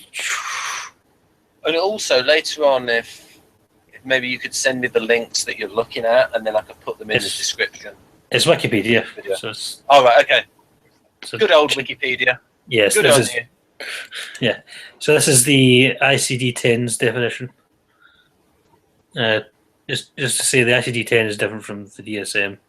Obviously, one's ICD-10 used by the World Health Organization. DSM's American. Yep. There's slight differences, but they're most the same. Persistent and pervasive feelings of tension and apprehension. Okay. Yep. Belief that one is socially inept, personally unappealing, or inferior to others. So, I'm not sure this really is a. See, that's the difference with schizoids, and one of the criticisms we mentioned. The schizoid sounds like it's just someone's personal inclination, whereas this sounds much more like someone's actually got problems or neurotic problems. Yeah, exactly. Yeah. I mean, like I said, the schizoid sounds like it's someone who has decided not to be involved with other people. Yeah, or just inclined, or just isn't quite. Whereas this isn't really a type thing. Yeah, this is. That's what I thought. Yeah. Yeah. Excessive preoccupation with being criticised or rejected in social situations. Yeah, that's also interesting because I would say represents a social instinct in the instinctual variants, because social types aren't necessarily sociable. They're just preoccupied with social stuff and they like to keep an eye on social things, but they're not Right. I'm just gonna switch my camera off for for a minute or two because it'll help me find this particular bit in the video. It would be nice if there was a counter in Hangout so that people could add stuff later on about where stuff happens. Google, if you're listening, add a little counter during the Hangout. Otherwise, you can do that. I've seen people. I've seen people do that in their videos. Like they can leave links in the descriptions to specific times in the videos. So I don't know how they do that, but I know you can do it. Yeah, but you have to ask someone. Anyway, sorry. I'll be back. I lost. All right. Number 4. Unwillingness to become involved with people unless certain of being liked. Right. Number 5. Restrictions in lifestyle because of need to have physical security. Number 6. Avoidance of social and occupational activities that involve significant interpersonal contact because of fear of criticism, disapproval, or rejection. So there's only 6. That's it. Sorry, did you say there's? Well, what did you say about 6? There's only 6. There's only 6 points in this. Right. Okay. So if we now think of how avoidance can be expressed differently. So if we think of, say, there's 3 things I would like to look at. I would like to look at, in fact, maybe also the 4 things are in this area are Enneagram 6, INFP, INFA, INFJ, INTP, and INTJ, about how this can maybe be expressed differently in those types. So, do you think this sounds a little bit E6-ish? Well, I actually relate to a lot myself, and I'm 119. Again, I think it's more social instinct. I think a lot of the Type 6 descriptions are biased towards social instinct 6s than social blind spot. There's a bit there, but it's not quite much. We were discussing this in one of the groups, and INFJs there's more or less agree that INFJs are likely to identify with avoidant and scores avoidant. So it's this. Maybe if you talk about yourself, because you are an INFJ, best fit type, and this issue of avoidance. Oh, this is quite sensitive to me, though. I'm not sure how comfortable I'd be with that, to be honest. Persistent belief in one. Well, maybe you could talk about another INFJ that you know. I don't really know any except online, so it's not. Okay. How do we move on to? Well, how do we move on to the subtypes? We're at it. Okay, so you've got the phobic subtype, which includes dependent features. Right. Now, I've associated dependent with Enneagram 2 usually. Yeah. If you, Is it dependent features or codependent features? Dependent, but that could be the same thing. General apprehensive displaced with avoidable, tangible precipitant. Okay. Qualms and disquietude symbolized by repugnant and specific dreadful object or circumstances. This person has a tendency towards cisquotopilian wasquintationist, don't they? What was that? That's a tendency to what? Cisquotopilian wasquintationist means you like big words. What the hell? It means you like big words, using big words. I'm complaining because of this language. That was crazy. I'm just making a point that these descriptions are quite. They use a lot of big words like tangible participant, qualms and disquietudes, and so on. It's not very clear. Wow. You've learned a new term, Ben, haven't you? That was weird. I may have pronounced it wrong. With the Scottish accent, there's this weird long word. It was like, what the heck was that? Yes. Well, anyway, I just added that. That is not in deception. I couldn't make out individual syllables. It was like, what? Anyway, so general apprehension is displaced with avoidable, tangible precedent. Qualms and disquietude symbolized by repugnant and specific, dreadful object or circumstances. I'm not sure what that means, but disquieted. It seems like, yeah, from phobic, you can tell that it's mostly about being afraid of specific things or setting things off. Yeah, this is a bit weird. Anyway, conflicted, including negativistic features. Negativistic is definitely an average 6. Pardon me. Perfectly. Internal discord and dissension, fears dependence, unsettled, unreconciled with self, hesitating, confused, tormented, paroxysmic, embittered, unresolved angst. Was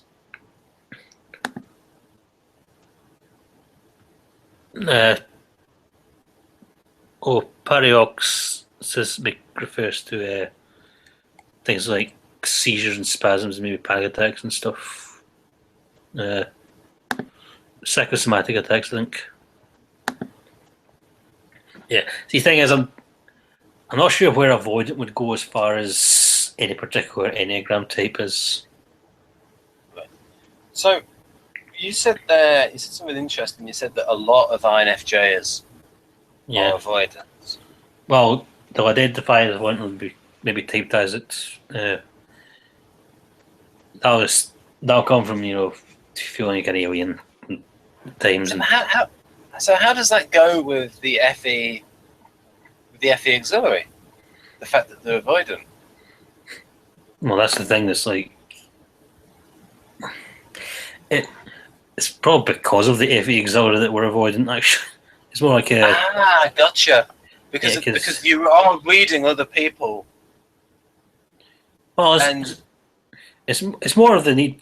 You want this to need to socialize, and it's more of things like because we're not intuitive. I don't like small talk. I'm not good with social situations. I want a lot of alone time and things like that. At the same time, I've got this need to get my emotions from people and be with people and relate to people. And there's a tension that's conflicting. Understand? Does it very much depend on the... So you mentioned there about small talk, so it depends on the quality. Do you think INFJs will sort of like almost idealize the sort of person they want to be sociable with, or just be very choosy, anything like that? I can be quite choosy. I mean, I do it. Well, I feel flattered. Well,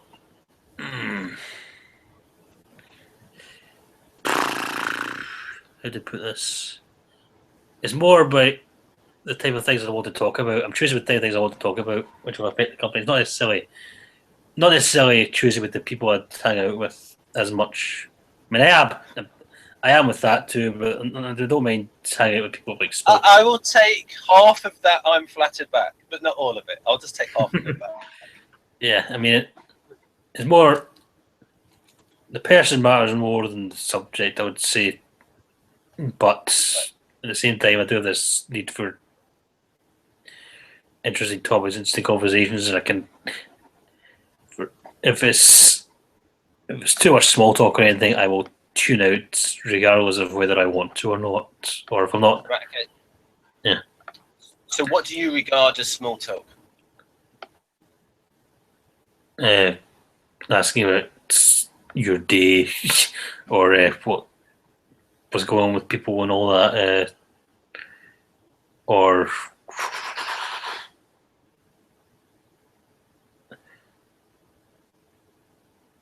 I don't know. I'm so bad at it. I don't. I'll tell you what I like. I like discussing ideas. I like discussing films. Well, I have a tip. Yes. You answer it by saying how your day went, and then you pivot from that into something you want to talk about. No, because I know what the person. I know. Well, all the time I don't want to talk. All the time I want to get lost in my thoughts or whatever. Okay, fair enough. It's not. A lot of the time I'll know whether, this gets complicated. Moving on. So, how are you? Yeah, I can do that easily enough. I can do the basics easily enough. It's just sticking with it. That's the thing. Sticking with someone who wants to talk about things that I'm either not interested in or I know a lot more about than them. That's the thing. Yeah. It's very difficult to talk about this without coming off as an elitist bastard. but right. Anyway, I'm glad I don't come across like that. Anyway, moving on. Hypersensitive. Now we're getting somewhere. Very interesting. Hypersensitive avoidance, including paranoid features. This could also be. See, there's the thing. I said that negativistic is an average 6. Paranoid is usually a 6 as well, or maybe sometimes a 8. But whatever. Hypersensitives, intensely wary and suspicious. Alternatively panicky, terrified, edgy, and timorous. Then thin-skinned, high-strung, petulant, and prickly. So, yeah, that's emotion, mood, yeah, sensitive and scared. Yeah, more or less. So which bit are you reading at the moment? Are you describing any type 6? Oh, this is the subtypes. This is the hypersensitive avoidance subtype. And I'm saying okay. It has paranoid features, and right. I would associate that with type 6. But the previous one was conflicted, which includes negativistic features, and I would associate negativistic personality with type 6. Negativistics are passive aggressive. Right. Personality. So there's a thing with passive aggressive paranoids. They can both be type 6s in certain ways. Although negativistic is more average 6. Anyways, self-deserting, including depressive features. And again, this is depressive personality, not depression.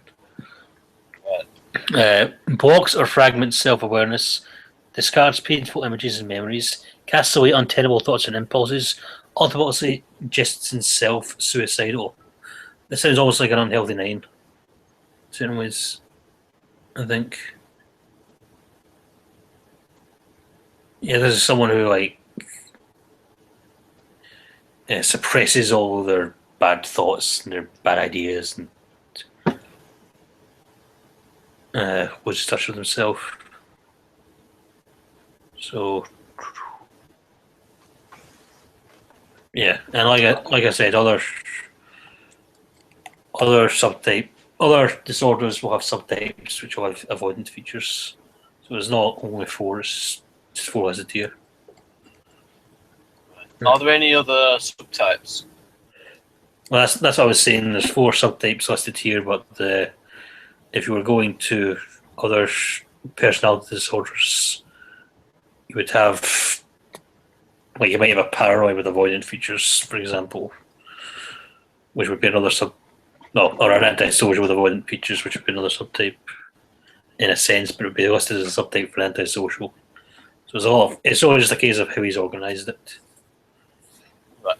So now I would like you to discuss how do you think this avoidance is shown in, say, an INFP?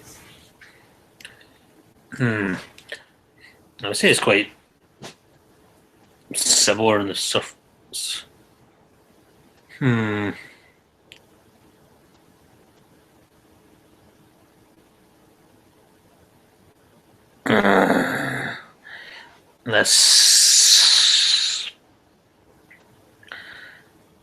I think they're more obvious, or they're less polite about it, from my perspective. They're more open about the fact that they want their own time and they don't. Although, at the same time, my brother, as I said, I think is an INFP. He he was not very outgoing at all, but he was more outgoing than me in certain respects, so more willing to try and go out and socialise. That might be because of different things, non-typological factors. Mm. But it's difficult to... The thing to remember is these are mostly about behaviour. The criteria is much more about... There is... Obviously some of it is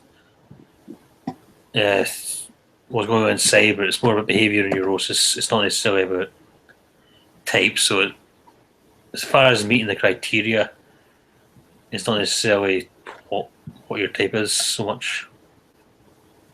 Obviously, sometimes I go to meet the criteria more than others, but I can't quite determine whether an INFP is different in that sense. Okay. So another way of putting it is, because I'm interested in an avoidant INFP looks like, their particular issues and how they can be helped.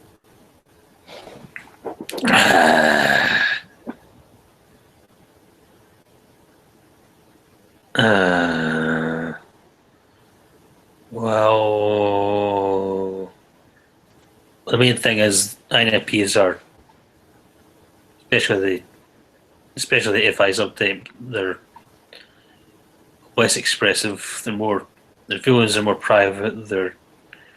If they're in a social situation or whatever, from my point of view, they're not expressive enough, I suppose. But that's probably more my point of view than everyone else's point of view. It's an FE type. It's like they're not paying as much attention to social niceties in some ways. But then again, though, I'll come across as quite. I think sometimes come across as quite withdrawn, and other times quite melodramatic and all that. So it's more like they're observing certain social niceties, whereas I'm observing other social niceties. Yeah, go on. I was just wondering, when you say expressive, like trying to get as concrete so that people can see this. Oh dear, he's gone.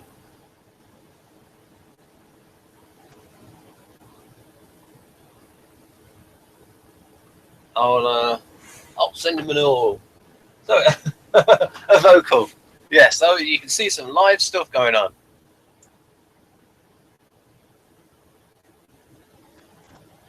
It's a slow tablet, folks.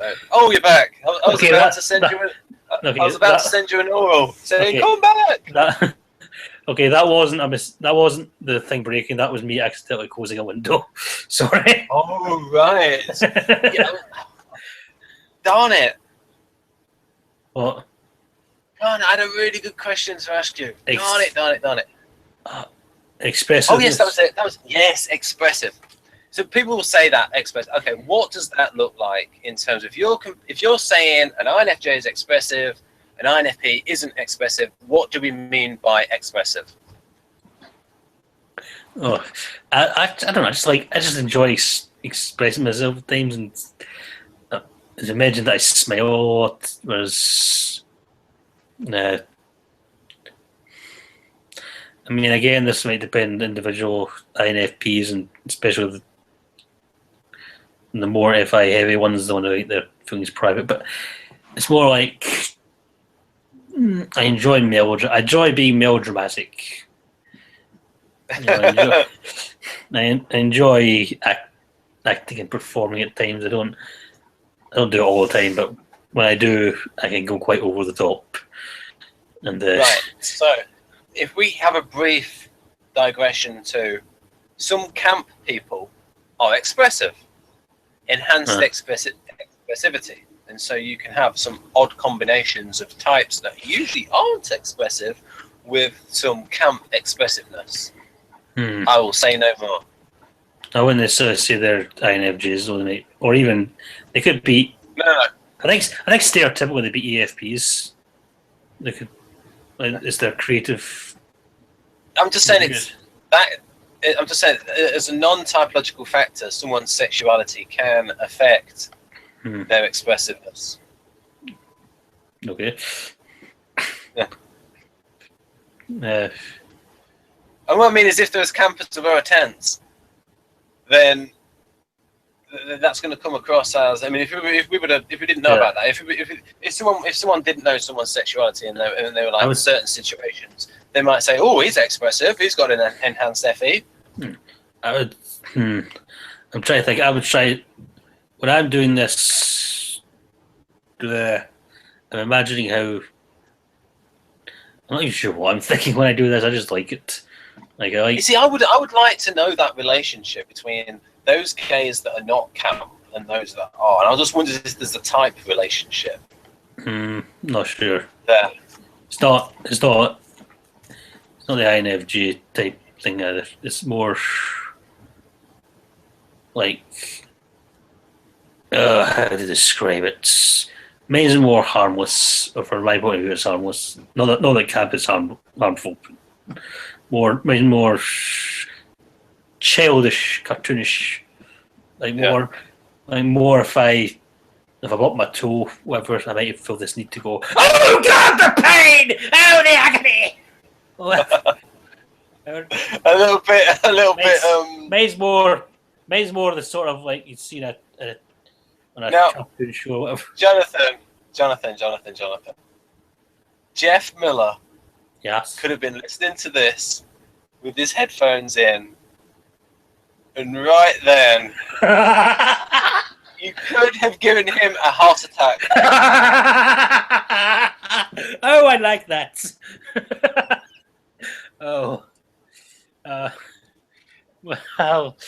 Well, he should keep his headphones in the low volume then. Because I was just telling folks how loud that went up. You know, it's just. Oh, sorry. Oh, what about you? Are you okay? No, I'm okay. I was just thinking of Jeff. And anyway, also I'll notice micro expressions compared to with FI types who are expressive, their macro expressions are a bit more fixed. Like they'll have a smile that's just kind of static at times.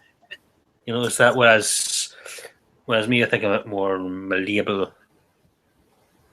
Yeah, but to me though, once someone gets 30 and above, these micro expressions are not so micro. They're not so micro.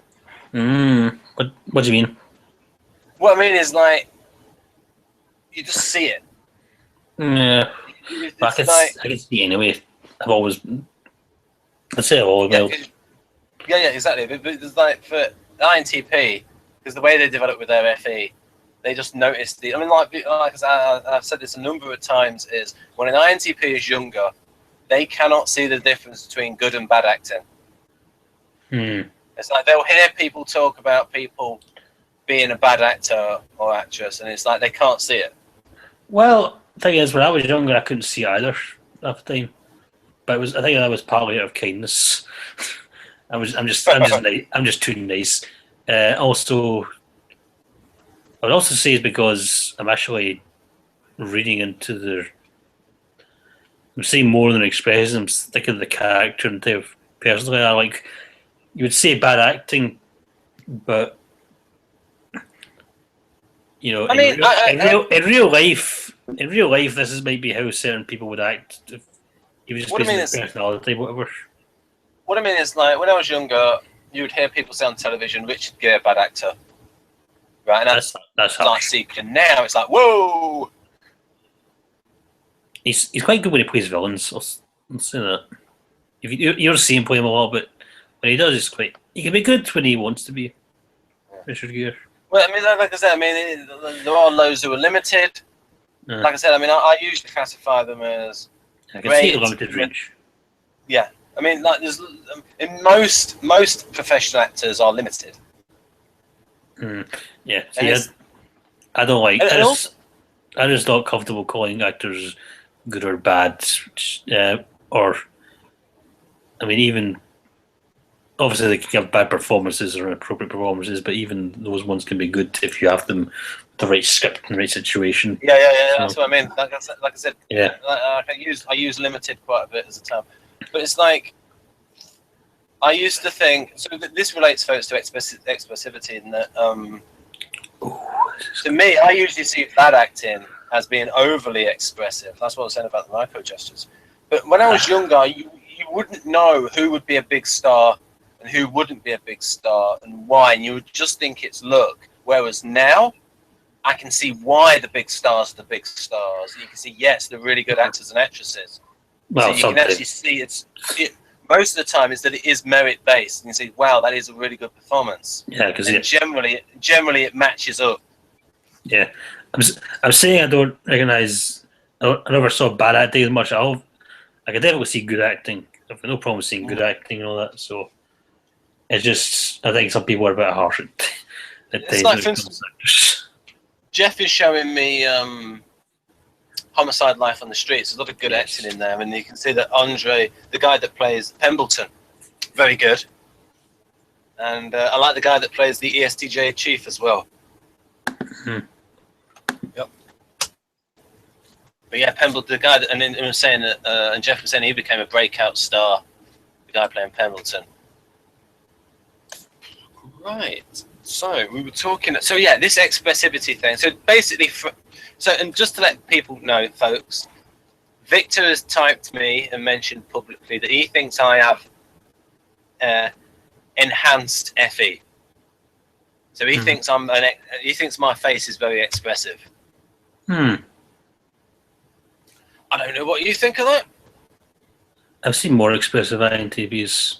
That's what I think. I wouldn't want to be any more expressive. I'm expressive enough. I've seen most are less expressive. Most ITVs are less expressive, I think, but I've seen some of our more. But of course, I say is there is more to FE than expressiveness, though. So. Yeah, I mean, and also people need to know in this hangout, I am comfortable. I'm with somebody who I like. Thank you. I'm on my. You're welcome. We are. I'm on my territory, and so as Maria has said, right now it might be said that I'm in an ENFP shift, where I'm acting a little bit ENFP-ish. What do you think of that, Jonathan? You've seen me in quite a few videos. I never thought of using ENFP personally, but strange. I don't know how to comment on that. There might be some ENFPs watching. But I like ENFPs. I'm not saying I don't like you. I'm just saying ENFP isn't what crossed my mind. Okay. Well, you are here now. So yeah, anything else? So we're looking at the avoidance of INFPs. So they're usually less expressive. So what does how is the avoidant? They also pay less attention to other people's feelings versus me. So that's more. It'll come across as maybe they're a bit more blunt, or maybe they're not quite as like I will feel like I know when to smile at people or how to interact with them a bit better. I won't necessarily do it all the time, so I don't get lost in my head, but I'll be aware of how it's supposed to be. So, do the INFPs that are avoidant, do they seem to have exaggerated FI? Perhaps, but also, as I say with INFJs might identify as avoidant in general. INFPs may also identify as avoidant in general. So it's, I would say they probably are. Yes, I would say they probably have exaggerated FI, the real, genuine avoidant ones.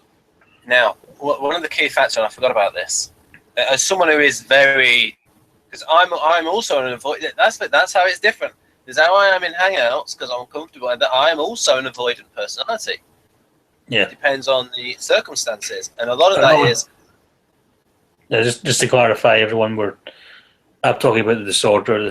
I'm assuming Ben's talking about the behaviour. The disorder is avoidant behaviour. Yes, go on. Yeah, and part of that, folks, is I am SE polar. So I'm usually a quite anxious person. And so it's due to that anxiety. But it depends on the circumstances. As people can see me, and it's in the right situation, then I'm comfortable, I'm not anxious, I'm on my territory within Model G to ENFP. But I was going to mention there about the SE polar is that INFP is also SE polar, and that can relate to that the anxiety. There can be an overlap with the SE polar. That part of the avoidance.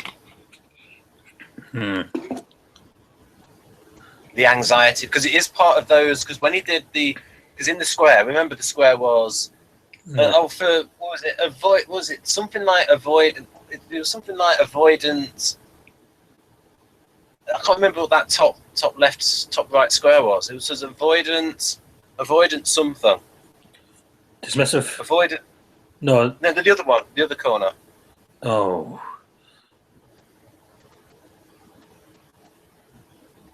Direct. Maybe you can get back up, could you? Yeah, I'll go and look for a graphic of it. I don't want to open up a web browser, but I'll look for a graphic.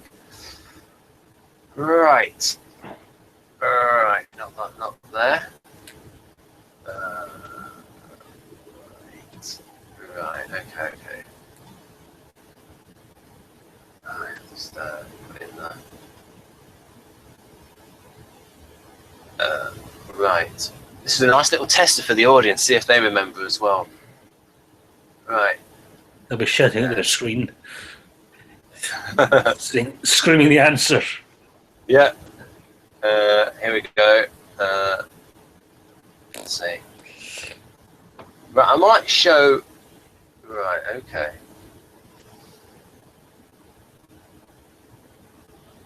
That's it. Fearful-avoidant. That's it. Fearful-avoidant. That was my type. The SE polar. So a functional reason why the INFP. Now, what is interesting, if we just go back to INFJ, is, and I'll ask you about this, Jonathan. What is the relationship between fear and SE suggestive in the INFJ? Basically, it seems contradictory. Well, yeah, it's more like if I want to do something, I can definitely be attracted to SE things and doing something high risk or dangerous or whatever, but I can get quite scared when I'm actually confronted with it or I won't necessarily want to do it. Examples, please. I'm terrified of roller coasters. I'd love to go on roller coasters. I'm actually quite disappointed when I do go on them because they're not as bad as I thought. But when I actually am faced with a roller coaster, I go, no. I actually heard on America that they actually said, I mean, I assumed roller coasters are safe.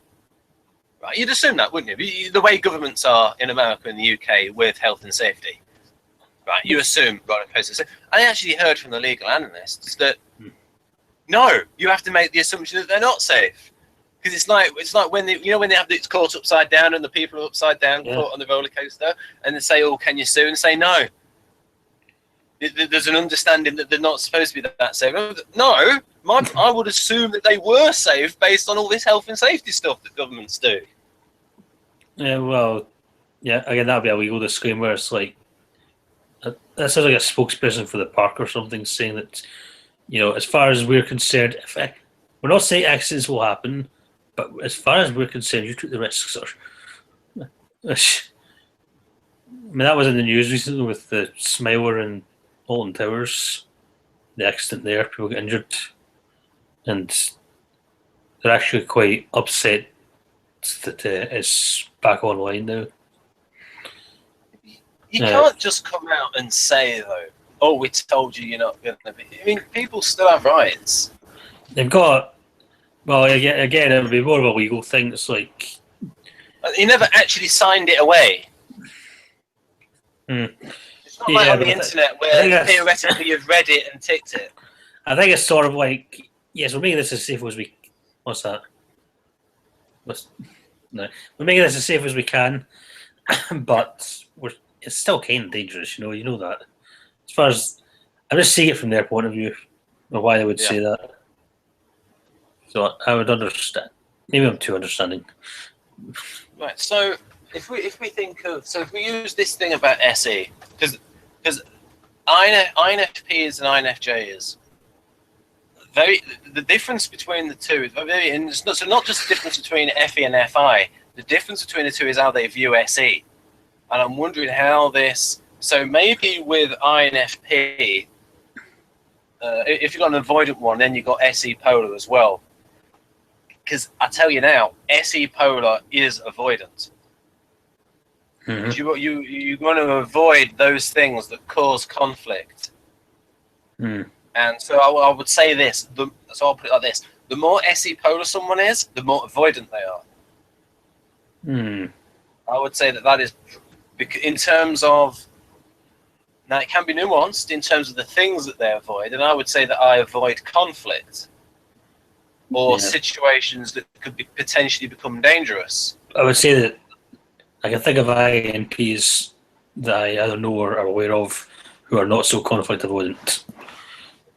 But more. So you went a bit robot-y there, so if you could say that again, please. I would say there are INPs who I either know personally or I'm aware of who are not so conflict avoidant.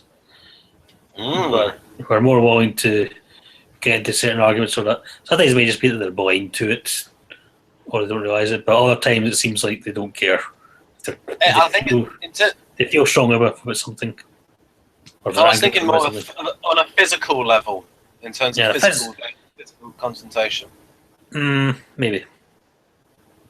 Even then,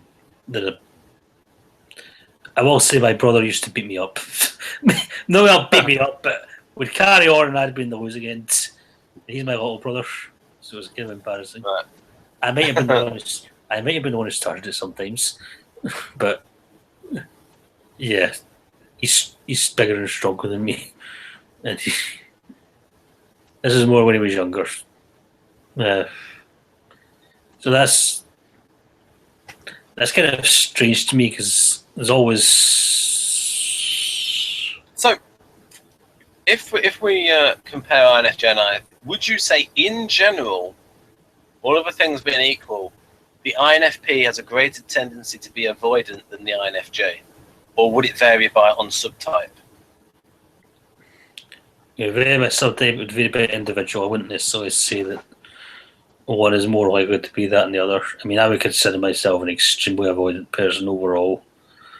I'm probably more avoidant than most INFJs. In fact, in practice, I don't mind going out in the world and doing stuff, but in general, in practice, I'm by myself more often than not. And I would say my INFP brother is more going to the point he's travelled to foreign countries by himself for various reasons.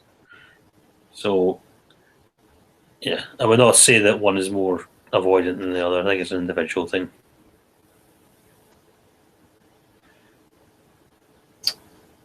Is, in general, your brother a confident person?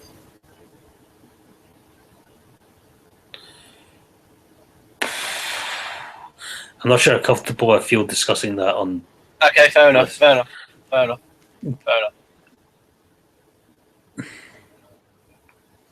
Right, so this thing. So if we go back to INFJs, and you talked there about roller coasters. Anything else that maybe in romance style? Roller coasters is probably just me. Right, okay. So what about this romance style with the INFJ, where they are? Yeah, that's it. Romance style. That's it. So romance style for INFJ folks is meant to be victim. Yeah. For INFP, it's meant to be infantile. So the infantile INFP is looking to be unconsciously protected by ESTJ. And I think INFJ they are looking to provoke interest from the ESTP where they know the ESTP is interested in them.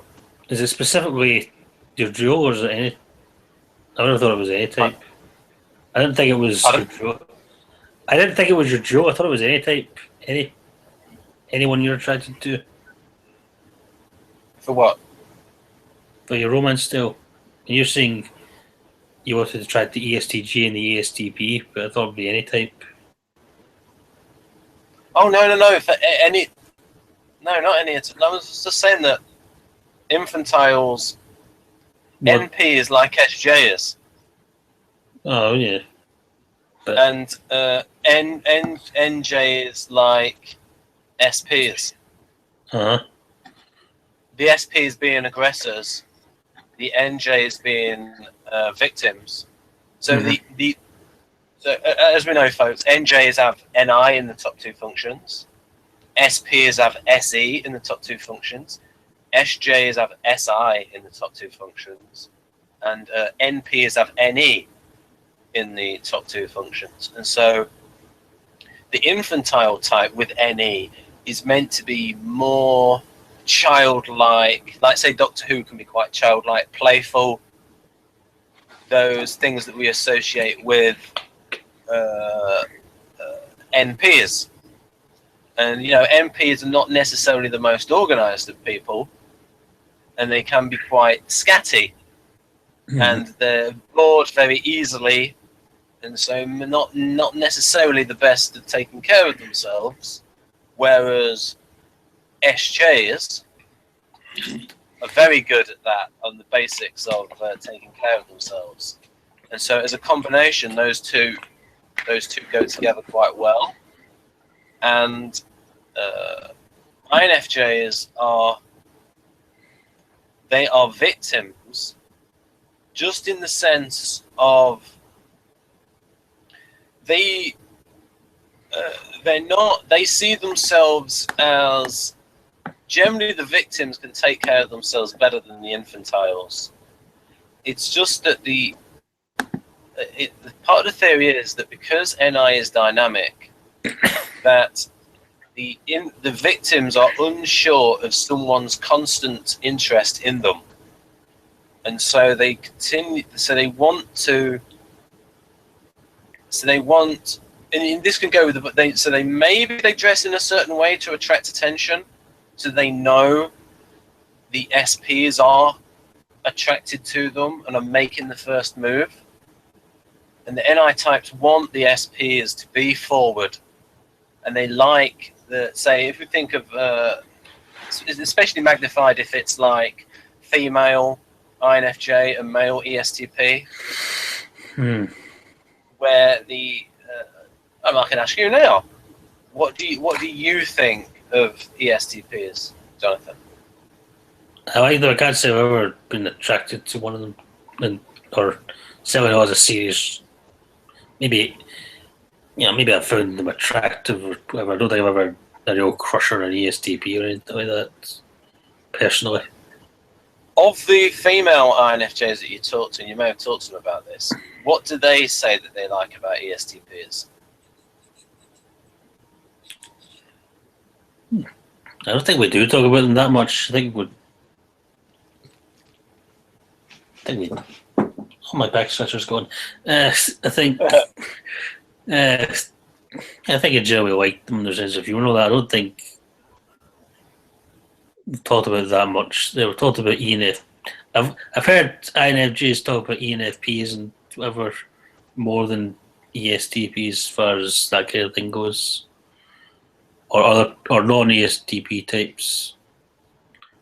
We're talking about being attracted to ESTPs. It's usually in the context of we're supposed to be attracted to ESTPs or whatever, or it's our duo. Or okay, if we because I've done some videos on this where we talk about temperament, so I'll just ask, what do you think of SPs? Oh, in general, I like them. Why do you like them? Oh, I like them. I get on with them. I find them more kind of quite easygoing, I suppose, and quite not taking things too seriously. But that can be good or bad at times. I find them easier. I find them relatively easy to get on with. In general, but at the same time, not. Right. So It's not. you It's can not. imagine, It's not Right, how go on. especially likely to hang out with them or anything like that. right? So if you imagine an INFJ who is avoidant, Uh-huh. and you have an Easy. ESTP who shows interest in the INFJ, then the INFJ is going to be, and say the INFJ likes the ESTP, like physically attracted to them, and they see that the ESTP is showing the signs that the ESTP is interested in the INFJ. That will override or overcome the avoidant INFJ's tendency to see themselves as unattractive or unworthy. No. And so it has to be. No, it won't. It will just make it. It will. If it was me, it would be amplified. It would. I feel myself blushing already. If just imagining that, that's like. That's like, why? Why do you? I appreciate this, but why do you like ETH? Like, what? I mean,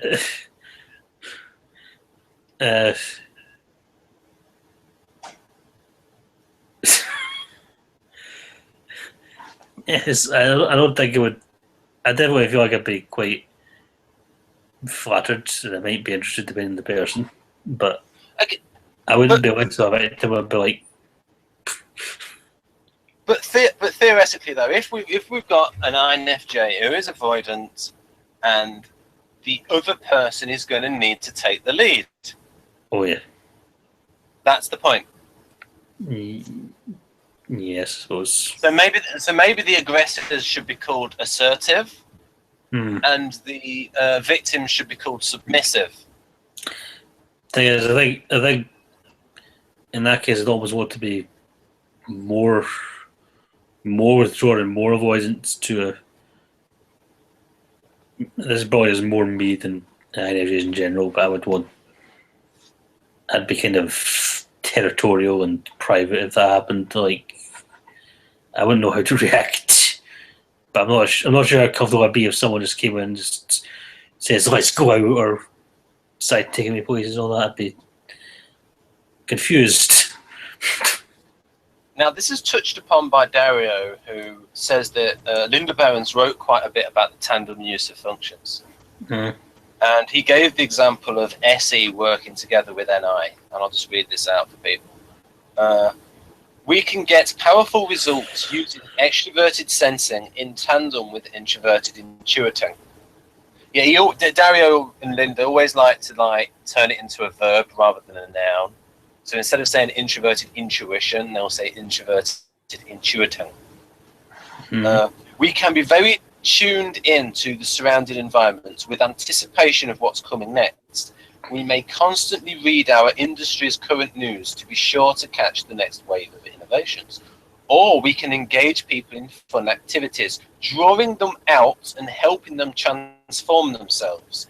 We might pull a shy person onto the dance floor, convinced that she has an inner dancer waiting to be released so that she can experience her potential firsthand. Or we might shape the current context to see what we envision it can be, like a sculptor who can see the final statue within a chunk of marble and sculpts everything else away to get at it. So that's an extreme example of an aggressor. Yeah. Come on, darling, let's have a dance. Yeah. See, I can't dance at all, so I'd be going, God, no. It would be nice if I could dance, but no, sorry. Now, of course, this all presupposes, folks, that the INFJ and the ESTP find each other attractive. Oh, I'm sure they'll find me attractive. Yes. Right, so here we go again with introverted intuiting. We can get impressive results using introverted intuiting in tandem with extroverted sensing. We might try out various tangible experiences and activities to catalyze realizations for growth. Very NF. The more varied and undigested experiences one has, the more material there is for the unconscious to draw upon.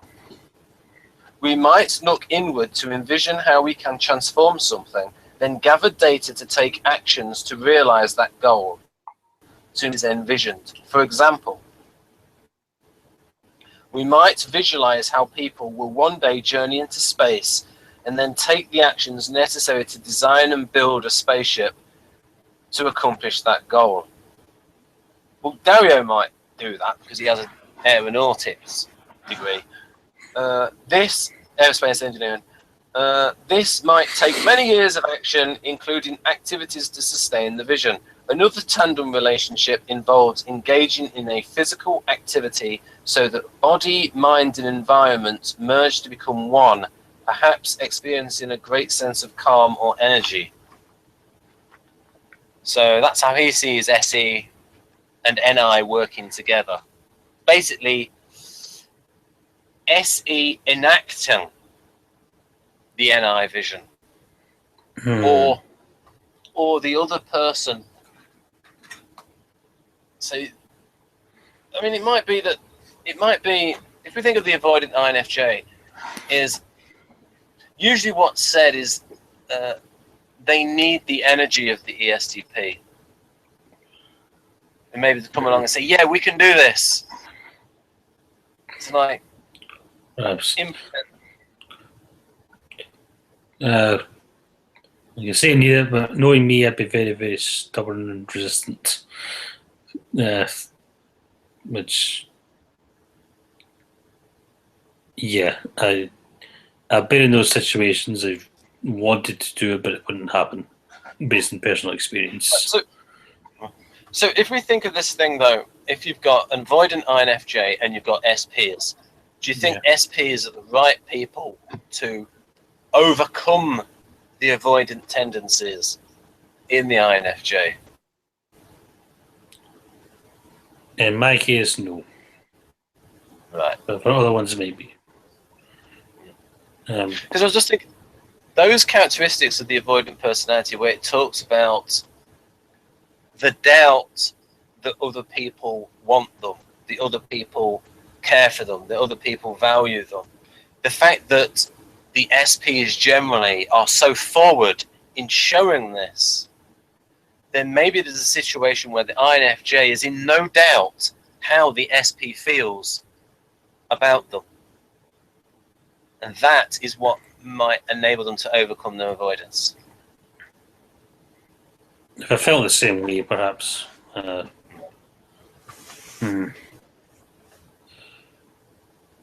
That's just me thinking deductively rather than anything based on. So it might be nonsense, but that's just based on the theory. It's perfectly fine. It's normal. Just in the case of me, I'm not sure. Fair enough. So, but now, so you can imagine. So now, if you go the different, actually, if we think of INFPs,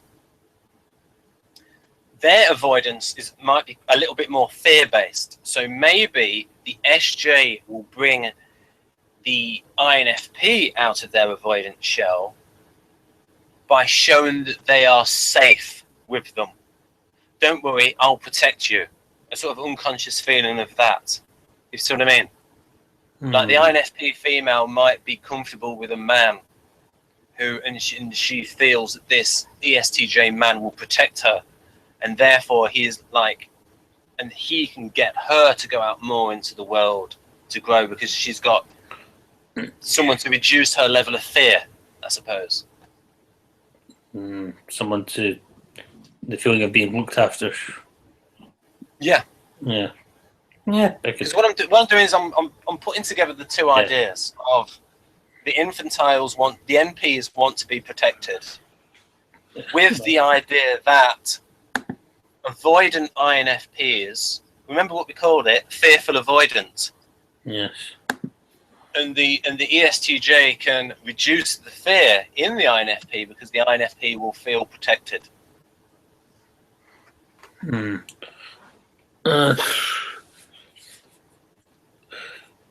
Okay. I'm just looking up the infantile thing now. Yeah. Wikisocion? Yes. The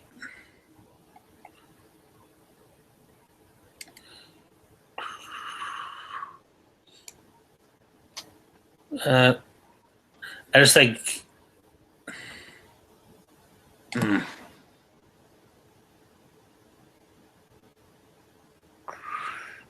Yeah, okay. I mostly agree with what you're saying. Yeah, I just think you're gearing it a bit too much towards the duos or the SJs rather than in general. Because they struck me more as.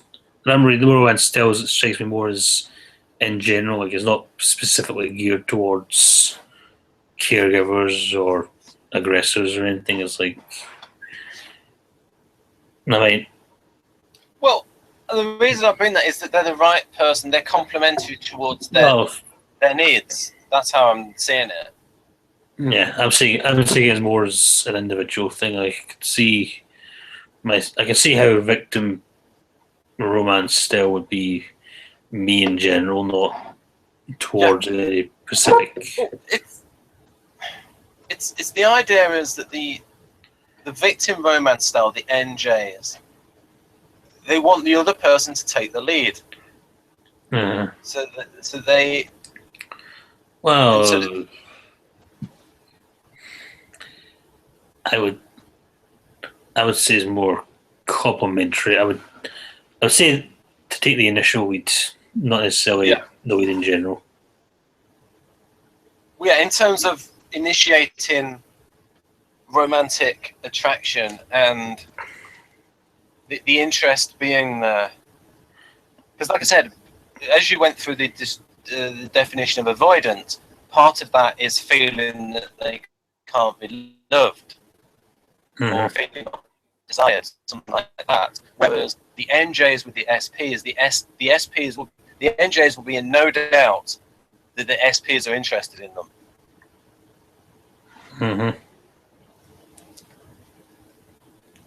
So they can be secure knowing the interest in the SPs because they're forward.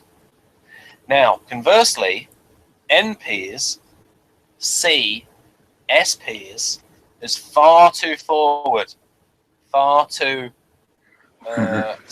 sexually assertive. And so you can imagine what it's like with an INFP woman with an ESTP male. It's like the ESTP male is like the stereotype of everything that they see bad in men.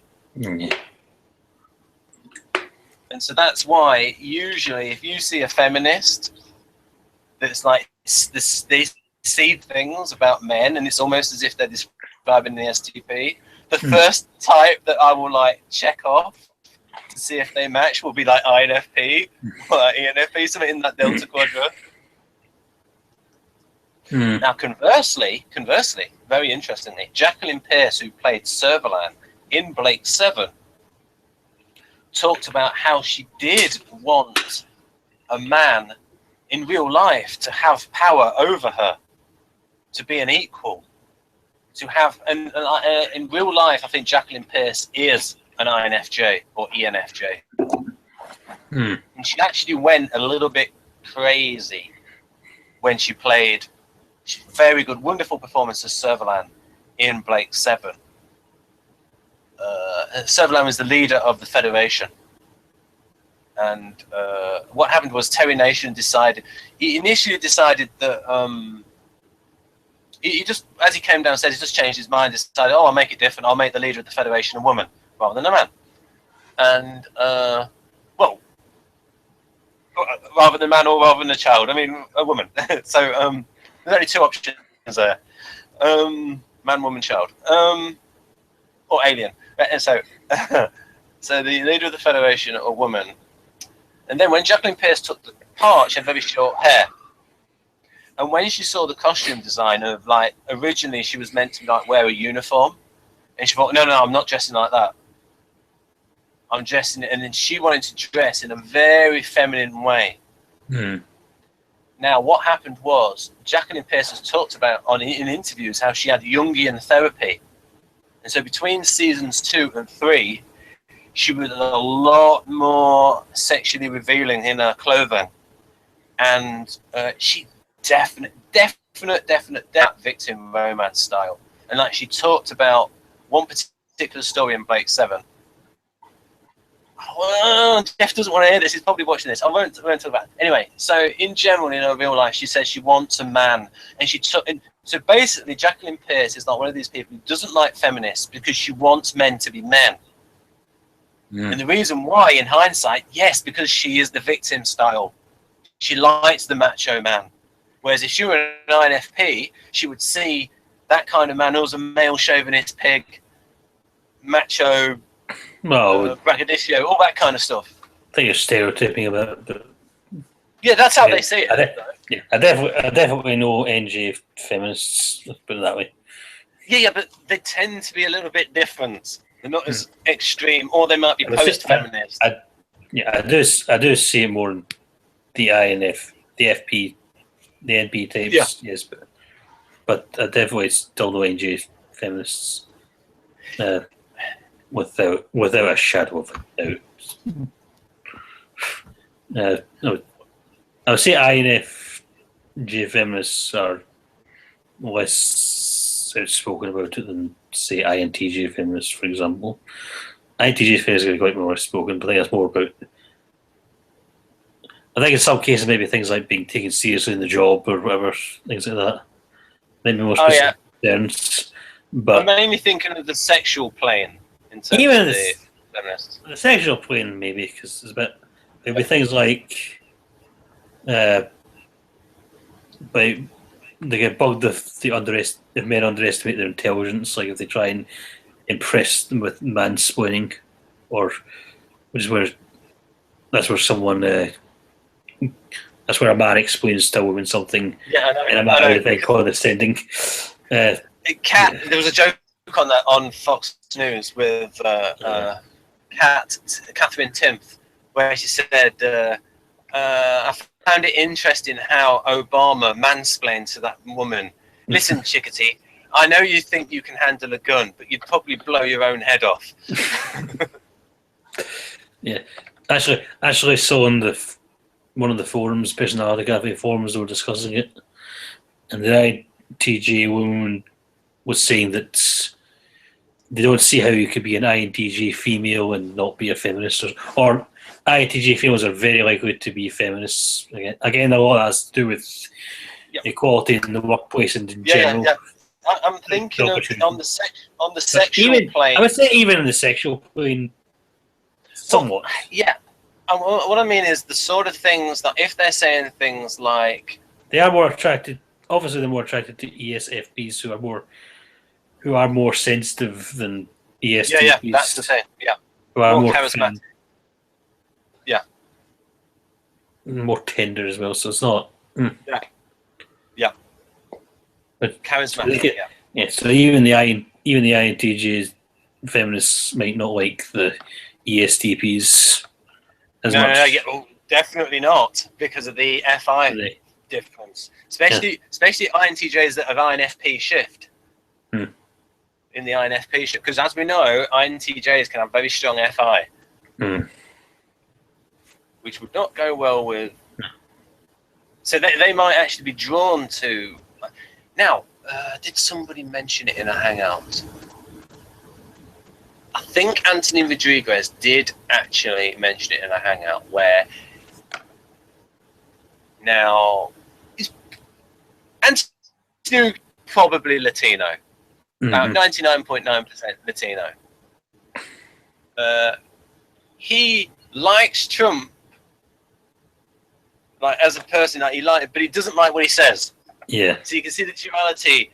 And Anthony Rodriguez, if people watch Anthony Rodriguez, you can see a lot of ESTP in him. Like those people say, "Are you sure Ben is an INFJ?" Yeah, he is an INFJ. He's like a counsellor. He's got a lot of INFJ qualities, like all the NI, but he's got that ESTP element in him. Definitely. That is so. Have you seen it? Have you seen Anthony Rodriguez? I have. It's been a while. I never seen more. I think I've done 3 videos with him on the INFJ. But what specifically about him strikes you as ESTP? Refresher. Oh, just his it's his demeanor, his manner, his confidence. All of those things. It's like the way he carries himself. It just seems he's giving off signals which seem ESTP. And there was also at one point in the Hangouts, in the he displayed it a little bit in the Hangout. I think I did a Hangout, Michael Pierce Hangout number 1, INFJs and INFPs. I think I was in that one. You might have been, yes. Yeah, go on. It might have been when we first met. Should we have an anniversary this year? Anyway, continue. I interrupted you.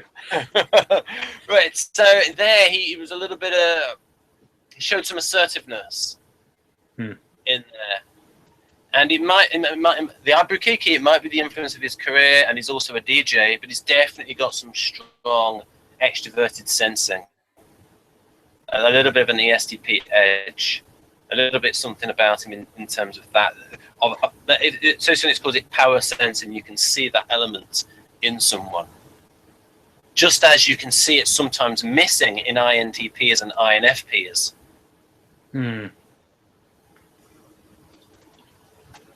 Right. It's just in sometimes with some people you can see the jewel within them. You can see that element within them. What about me? What do you think? What do you think of me in terms of that? Yes or no? Choose your words carefully. Only when you talked about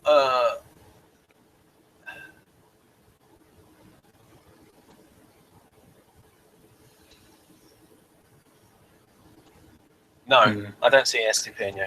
No. Really?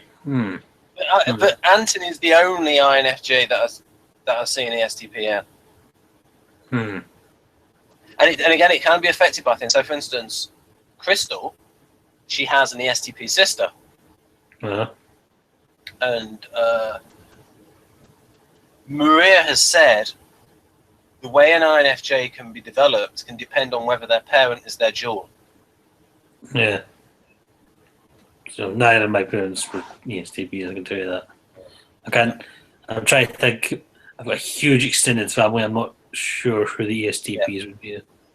It might also be a negative thing if one of your parents is an ESTP and you're an INFJ. Go on. I don't want to say too much. All right. That's just, what I can say, folks, is that if one of your parents is your jewel, it can affect your dualization. It can maybe stunt it.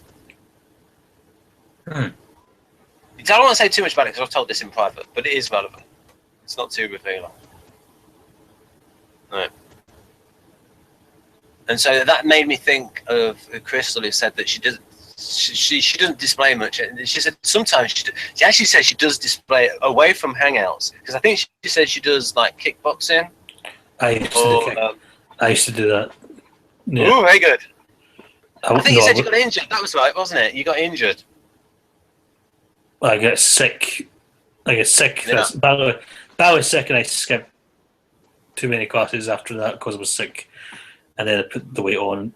The weight was always there, but then it got more, so I had to drop out. See, the thing is, I was born with club feet, so I've had surgery for that, and I've actually got quite small feet and weak ankles. So if I put too much weight on, it's very difficult to do the exercises to drop because I can feel the pressure in my ankles. So that it also affects how it's affected by fighting still as well, in terms of you can't bounce around your feet as much. I can't even tiptoe. So I suggest Krav Maga rather than. Yes, you mentioned that. I want to do that as well. Yeah, I've always, even when I was taking kickboxing, it was kung fu kickboxing, not the traditional part of it. But even when I was taking it, I knew it wasn't the ideal style for someone in my body and so on. I knew there's other kung fu styles as well that are more suited to me than that. I just haven't really had the opportunity to from where I live. Let people know that Taekwondo actually stands for way of hand and foot. Yes. I think karate stands for that as well, or something similar. Obviously, Taekwondo is Korean and karate Japanese. Yes, that bit fascinates me. With the INFJ, I mean, generally, with the INFJ, how they can be both SE suggestive and avoidant. So where you can have this, maybe they have this tension where they are attracted towards dangerous situations, yet they are also avoidant. Yeah, in my case, for example, I was terrible fighter. I swear to God, I've been to about 11 tournaments and I lost every single fight. Sometimes quite badly. Well, did you? Once or twice, of course. Let me tell you that I went to one tournament. Yeah. I should have used my TI at the time. Like, I should have seen the pattern. I should have thought, wait a minute, the guy in front of me is 6'5", this much taller than me, and I'm 5'10.5". And I should have thought, I'll just step back behind the smaller guy. And so I didn't actually feel it in the tournament, but I had a broken nose. And I didn't get it fixed until about 9 years later. I'm lucky. I did it for more than 10 years and I never get any broken bones at all. There was one sparring bit of it where the guy I was sparring with punched me in the face hard quite a lot, and ever since then I've been blinking every time. It's like a door closes hard or whatever.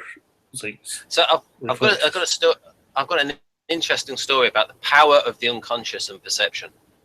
When my nose was broken, when I looked in the mirror, could not see it was broken. Yeah. My mind was mentally straightening my nose. When I looked at a photograph, and of course the photograph's the other way around from the mirror, I was what? And then when I did the reflection of the reflection, so just hold up a mirror like that in front of the camera, then I saw that it was horribly bent to one side. So that is very interesting. You cannot necessarily trust what you see with your own eyes. So it's like the opposite of, those people with body dysmorphic disorder, where Karen Carpenter, who was thin, and she literally saw a fat person when she looked in the mirror. Whereas me, it worked the opposite way around. So where it was like psychologically protecting me. So you can't necessarily trust what you see. And I think that's a very interesting example of the power of the unconscious.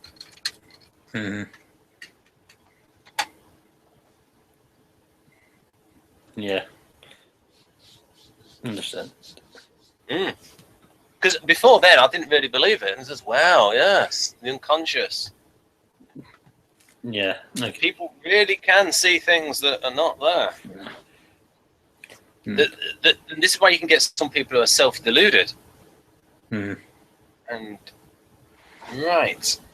So I will say one thing I'll say is, if I had the opportunity, if I had the time in the morning, I would definitely devote a lot of time to being really good at a martial art or mastering a martial art, or at least one martial art, and doing more. That's actually been a lifelong thing for me. So and it would also improve general confidence and lessen fear. Yes, definitely. I could definitely relate to that. Even though I was terrible at kickboxing and kung fu, and lost what was lost most of my sparring fights, I still got confidence out of it and drew myself. But I also think it might be a result of the process, because once you've got to a certain point, then you will be confident in yourself and proud of yourself for reaching that standard. And it might be that, as well as the actual martial art skills themselves, giving you confidence, is the confidence gained from achieving something and something to be proud of. Yes. Rather than if you just had somebody wave a magic wand and suddenly you know how to do martial arts. Well, I wouldn't mind that either. Yeah, I know, but you know what I mean. The sense of achievement. Yeah. Actually, I say I lost every fight in the tournaments, and that's true. But there was one where a person dropped out and I got third place, and that annoyed me. I get really annoyed with that. So I've got the trophy, but it's in a cupboard in the back, and I don't want to see it.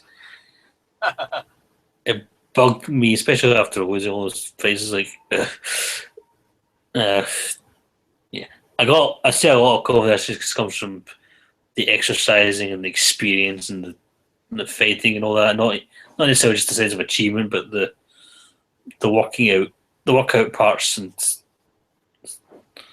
the experience overall. Part of the problem I had is that when I did my bout, it was only one touch contact, and when you got a guy who's 6'5", I've done those, yeah.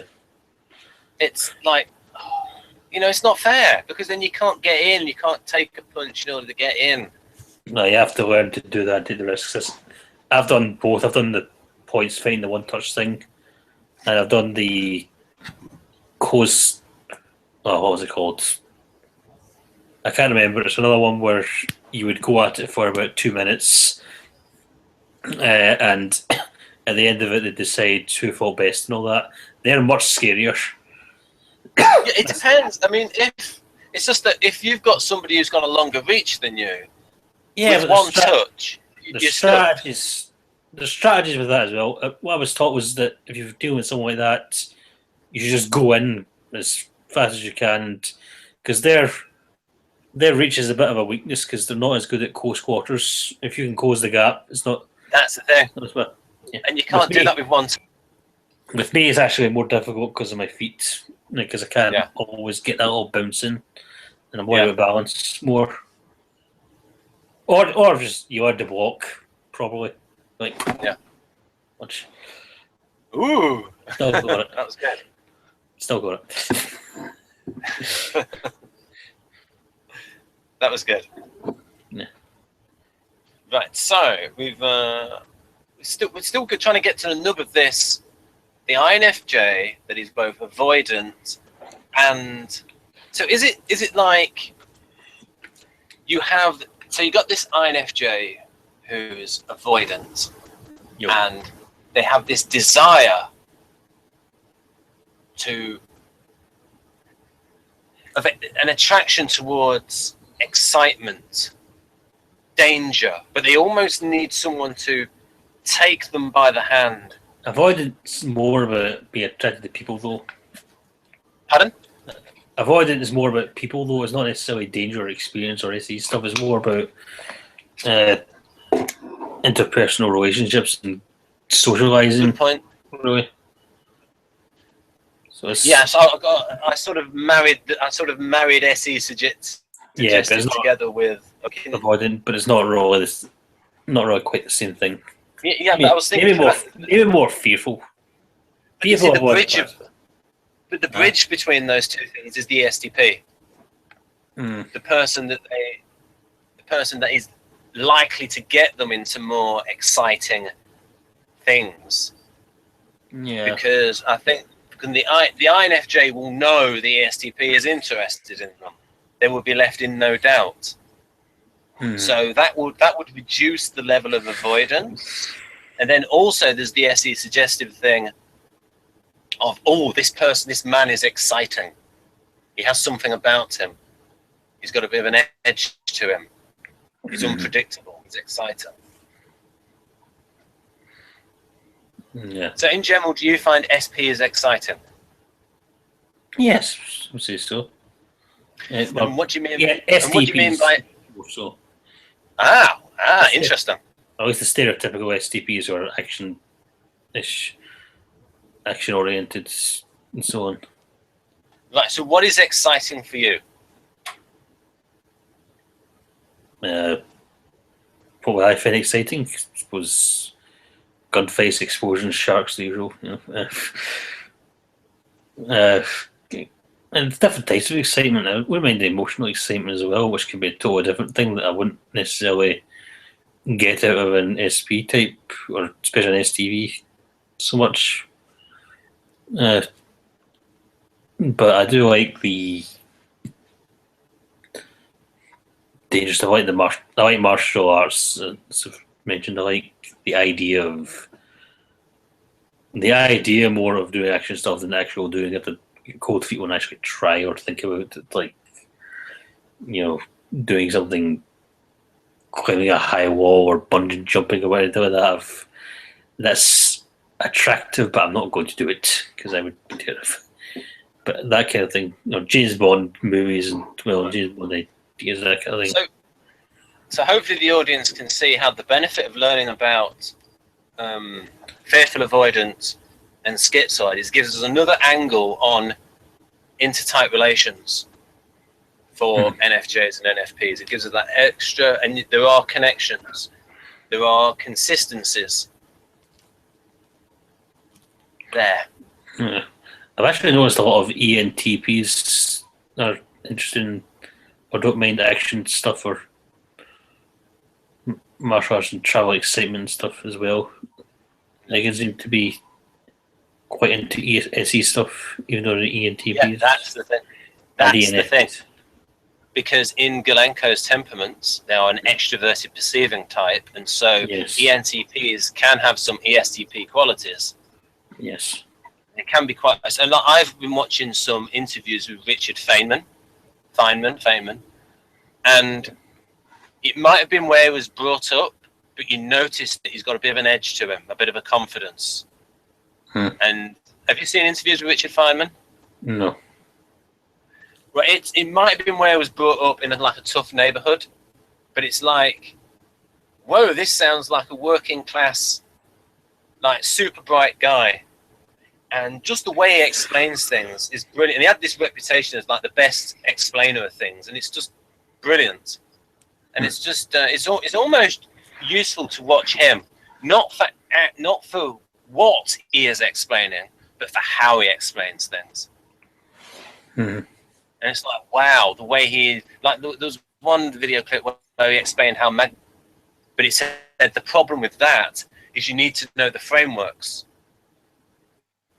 of the explanation. And if you don't know the frameworks, then I cannot explain it. And he gives another example about how you can go, well, why this, why that, and then goes through all these other, and it was just like a meta answer of, and he gave the example of, little digression folks, but this is interesting, and he gave the example of something happened because she slipped on the ice.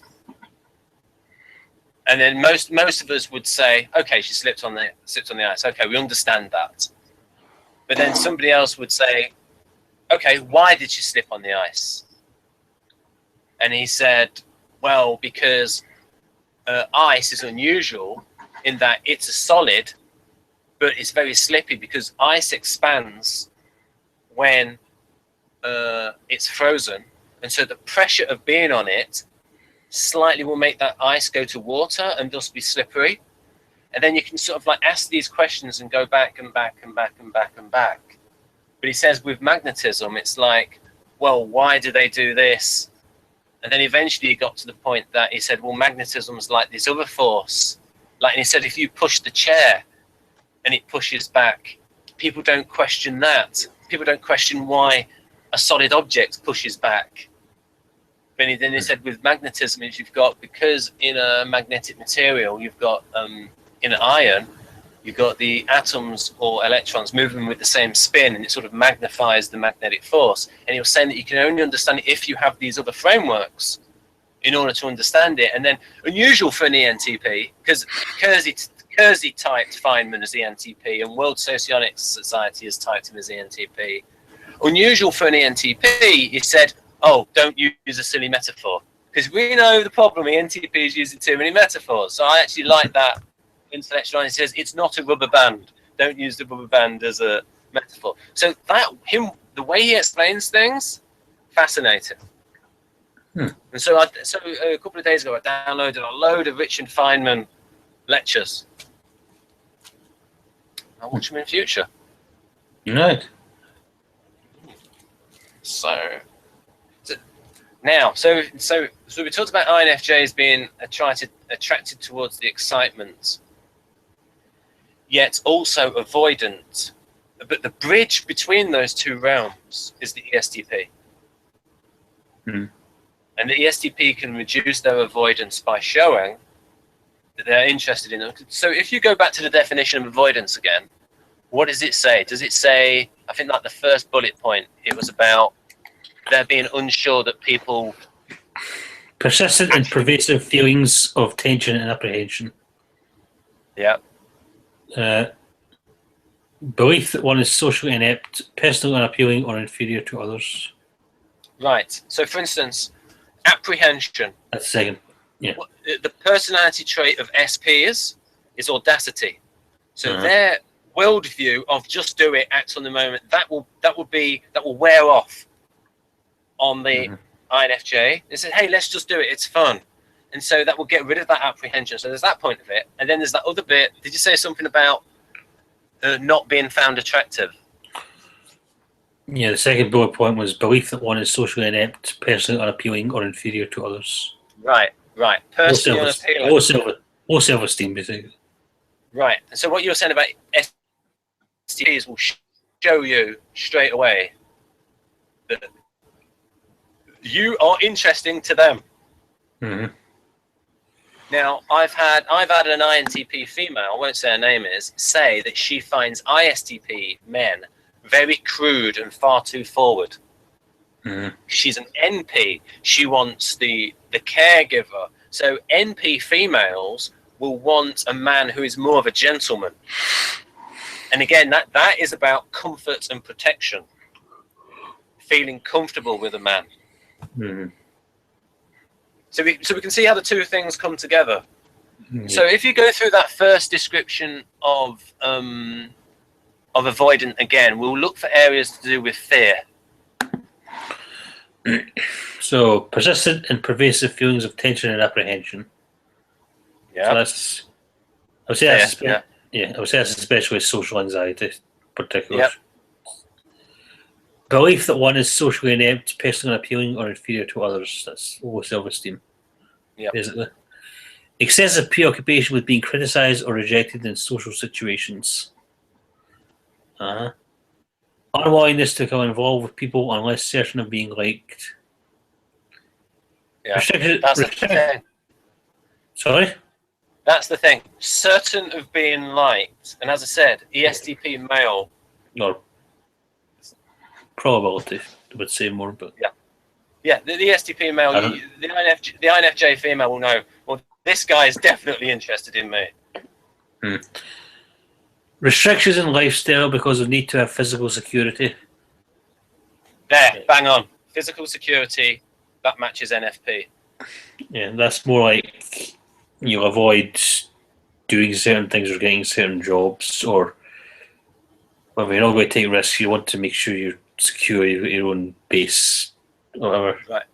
So if you think of an INFP female with an ESTJ male, where it's hardworking, he's got a job, yeah, protective, yes, a source, a pillar of strength and of security, and consistency. A gentleman won't a gentleman who won't make unwelcome advances, always constantly reassuring of permission, all these kind of things that would put like the INFP female at ease, I suspect. You were saying earlier that Anthony likes Trump, he just doesn't like what he says. I'm wondering with INFPs, obviously they hate Trump especially, but they might, an ESTG who says what Trump says, they might feel the same way. Exactly. It'd be like, I think with them it'd be more, they like the fact that at least he's consistent. An ESTJ is probably going to be more consistent than Trump. But I think I've actually heard INFPs, one of the things that really bugs about Trump is that he's, so flaky on principle that he's changing his tune. That's the thing. I mean, what amuses me is, and this is one of the tricks that ESTPs have, is because they are so blunt, people. I find the ESTJ is blunt. The point is, with ESTPs, because they are so blunt, people confuse that with frankness, and so the ESTP has the cojones to tell a bold-faced lie, because usually people try to equivocate and will not like come out and say a bold-faced lie, and so people will think, wow, straight talk express, he's being frank. It's just that the ESTP has the nerve to tell the bold-faced lie. Now, when I told Alf this, he was genuinely surprised that someone can tell a bold-faced lie. Yeah. But that's what ESTPs are like. They are that confident. They will say about, and they could even rationalize it as, that's what I felt at the time. Yeah. I guess I would never associate the word blunt with ESTPs, funnily enough. I would associate it with EJAs. No, because you like it. You might associate frankness. I associate bluntness with ETJs. Right. I don't know, just it feels a bit different. So what? ESTPs. Okay, so what do you say? So you would say ESTPs are direct, frank? Would you say, how about frank? Honest? Direct no. Direct sounds better. Direct, right. Yeah. It's kind of, I think the problem with me being honest is because I'm usually quite good at picking up if someone's lying or not, or seeing multiple meanings, or feeling that they're not necessarily telling the truth, they're exaggerating, or they're saying how they feel. Like I'm used to people not saying exactly how it is. So the thing with ESTPs is it doesn't really bother me as much. They're not necessarily telling the truth because I don't see anyone else being quite as truthful as they think they are. So maybe that was it. Yeah. Anyway, one more point was avoidance of social or occupational activities that involve significant interpersonal contact because of fear of criticism, disapproval, or rejection. So that's things like avoiding a job that involves too much socializing, for instance, or too much contact with people. I can see how that fits INFP. Some INFPs. And INFJs as well sometimes. Well, yeah. I just think in general maybe INFPs, but you see, I just think that INFPs have the benefit that there are more. This is just my opinion. There are more quality SJs than there are quality SPs. Quality ESTPs.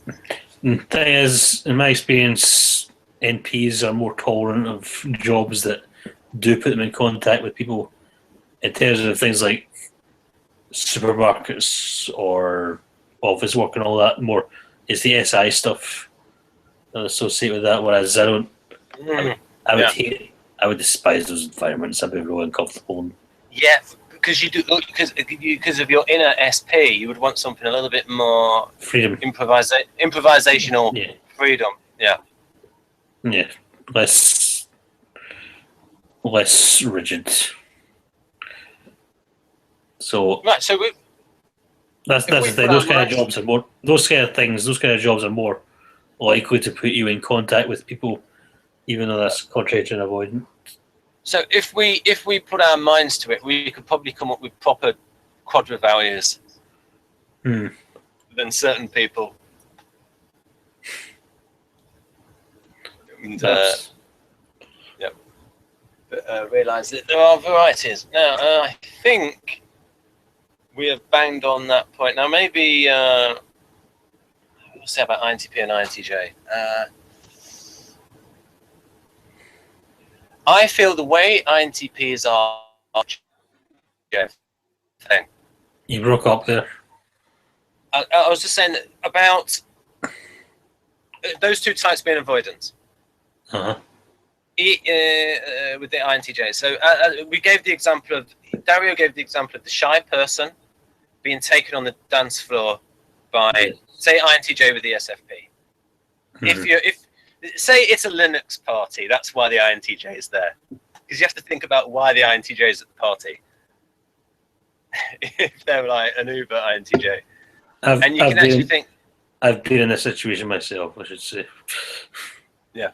I mean, like, for instance, you would like it, say there was a party of historians. Or of a reading circle.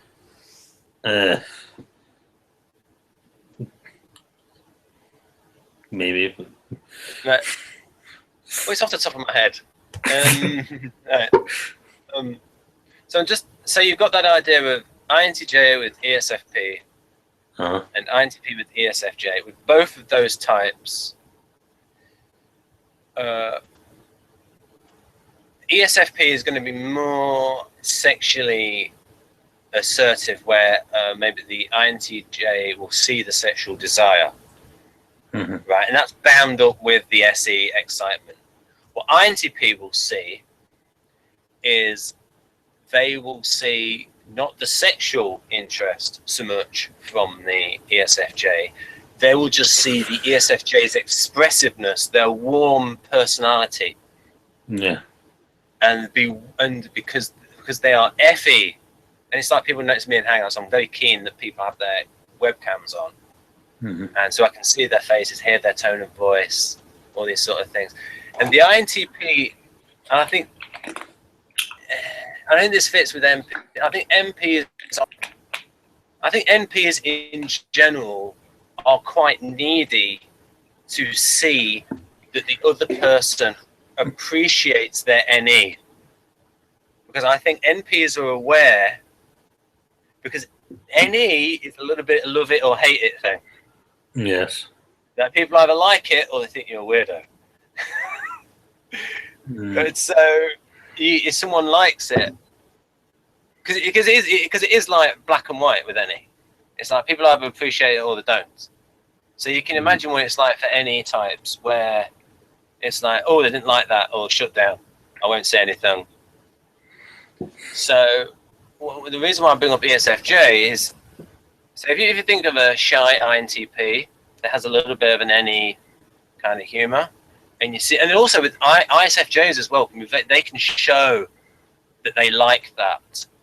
And the value in the FE, they really value that physical, the joy that they see in somebody else's face.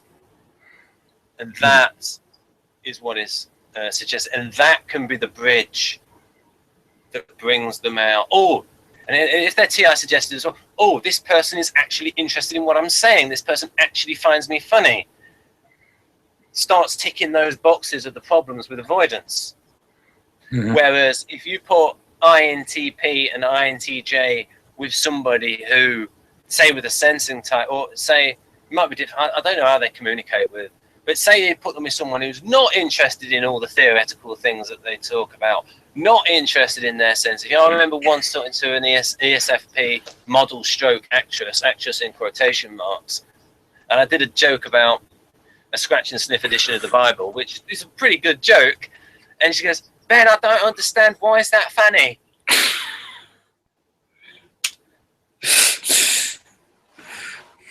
Look. And it's like, that's what I mean about NE. That's what the reaction is from people who don't appreciate NE. I don't understand, why is that funny?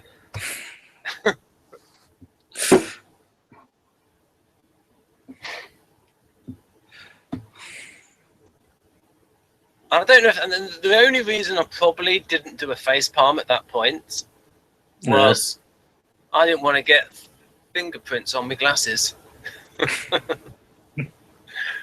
Right, so like I think we've done them all. We've done INFP, INFJ, INTP, INFJ in the relationship between, using the synthesis. Because this is what INTPs do. Even if they don't really go to, it's a nice theory. The way that finding the connections. Yeah. So we've come together with your knowledge and my ability to make tenuous connections. Right. And right at the moment where we're just about to sign off, we have our peak audience of 3 viewers. Hi, 3 people.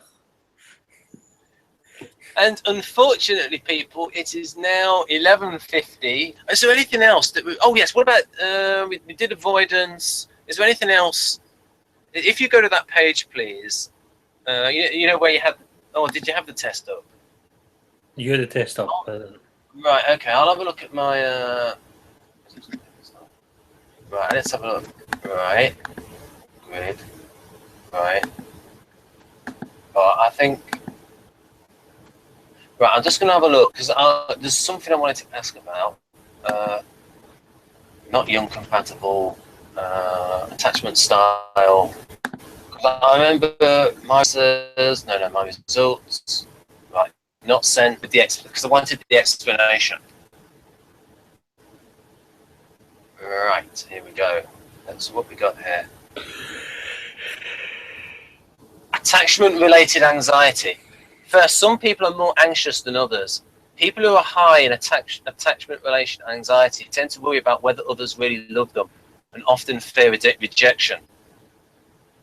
There. Worry about whether they love them. And again, in both cases, ESFJ and ESFP, they're going to show their interest in different ways. Mm-hmm. So, people low on this dimension are much less worried than others about such matters. Second, some people are more avoidant than others.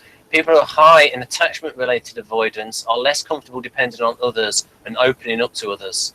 Now, that might be more INTJ than INTP. What do you think? Yeah. Because generally INTJs want to be independent. Mm-hmm. Self-destiny and that. Whereas INTPs are infantile and with the caregiver mental, and they don't necessarily, you know what I mean? For it to be compatible with caregiver, they're not going to worry too much about the caregiver doing stuff for them. They're going to say, "Oh, thank you very much." Mm. Whereas INTJ might think, "Hang on a minute, you're patronising me. I'm perfectly capable of doing this myself." I know how to use an iron. I know how to use a washing machine. I'm perfectly capable of loading the dishwasher myself, thank you very much. I know when to put the tablet in. I know when to change the rinse aid. Alright. Right. The two-dimensional space is defined by two. Right, attachment-related anxiety is on the horizontal axis. People are attachment less comfortable. Right, okay.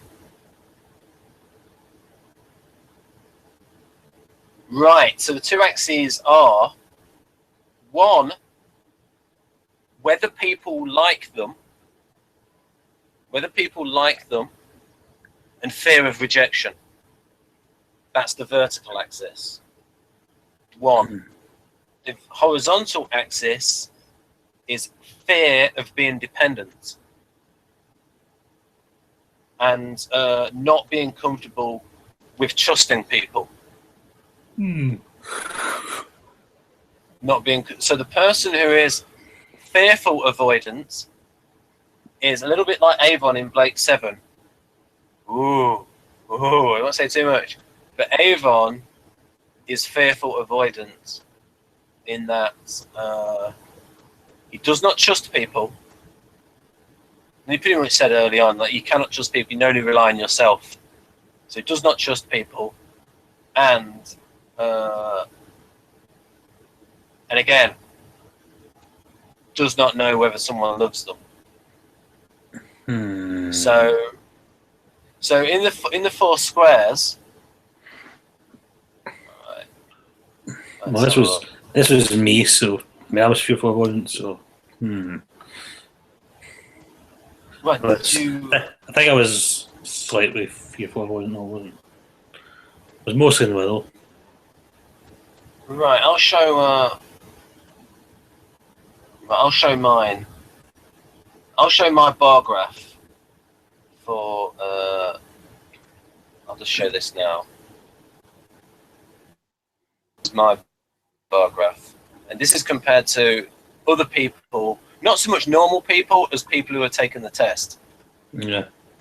So, I am less secure than the average person taking a test, and most people taking this test probably aren't that, because really secure people don't need to take the test, right?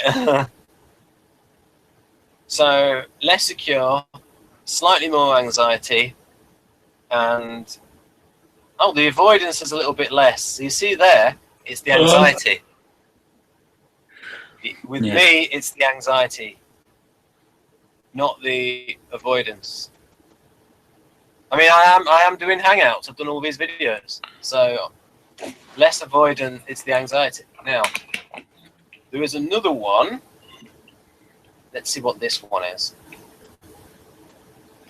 Right, this one's harder to understand. Yes, because I didn't actually put anything in that one, so that one doesn't. Right, then I'll show my ocean. Right, I'll show my ocean score.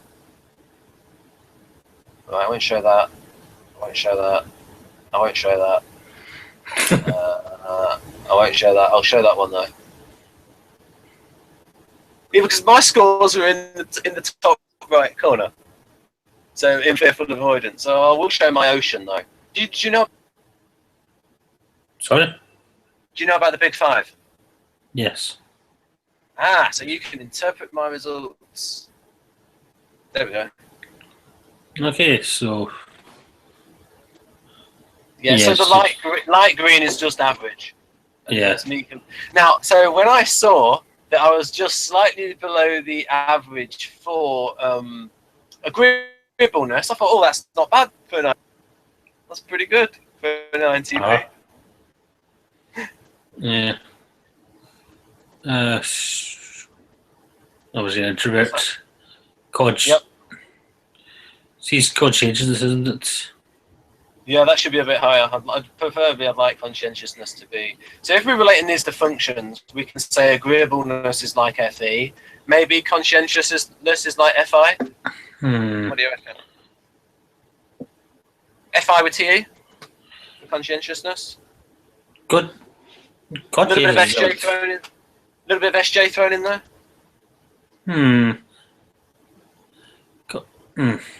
What?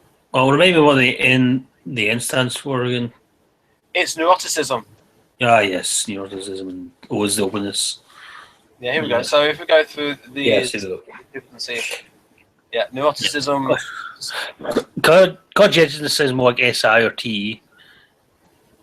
Tends to be organised and dependable, show self-discipline, dutiful. It's not.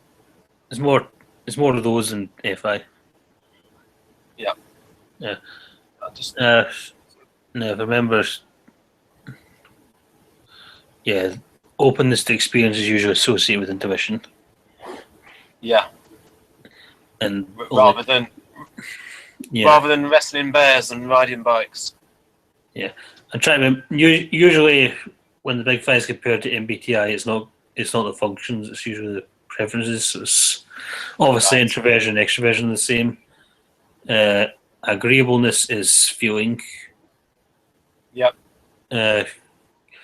Neuroticism is not measured, but there is a version of the MBTI on 16 personalities that does add a fifth version.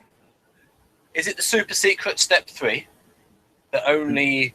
No, it's not. It's not an official MBTI test. It's just the website. Right. The website 60 personalities has. It's an MBTI test, but they add in a fifth dimension, which is was it? Right. Can't remember. Have you heard about the MBTI step 3 that it's only available to analysts? No, I have not. Yep. The MBTI step 3 is about. It's only available to psychoanalysts or people who analyze. Or it's very restricted. So yeah, openness. Now, what I'm interested about this is part of the theory in socionics is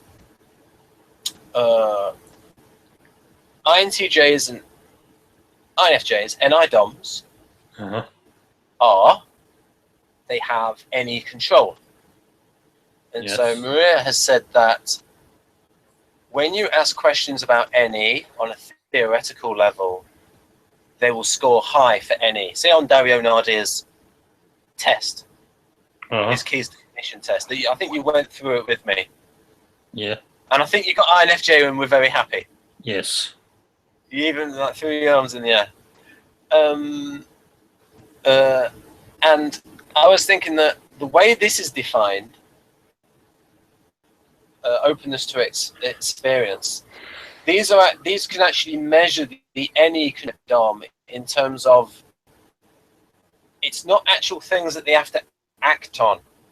So, for instance, appreciation for art, adventure to act on. But you say unusual ideas, curiosity, variety of experience, openness, reflect. So, you know what I mean? You can see how an INFJ can score quite highly on INFJs and INTJs can score quite highly on O.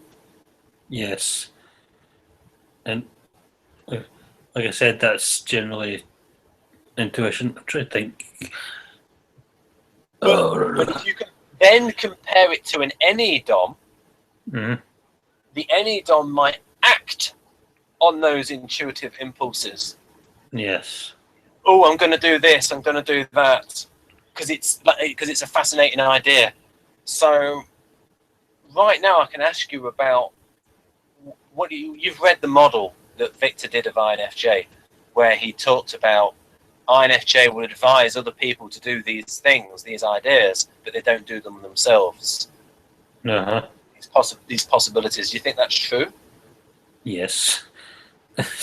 It's more. It's not because I don't want to do them. I should say it's more like it's more easy for me to see how other people can do it than with me. With me, it's like I could see how, but I will. It would have to be my own time, my own place, my own way, and if I have the time and opportunity and the money and all that, and I'll get distracted with other stuff. I'll get distracted when I'm looking into things. If I'm getting lost in ideas, lost in imagination land. Right. So usually in the type community, you'll hear people say, "Oh, he is so NE," and like, "Wow, he's showing NE." I'm just wondering,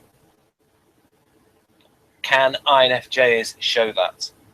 Because it's not about implementing stuff, like in the way they write, in the way they talk. Can they go into like an NE mode?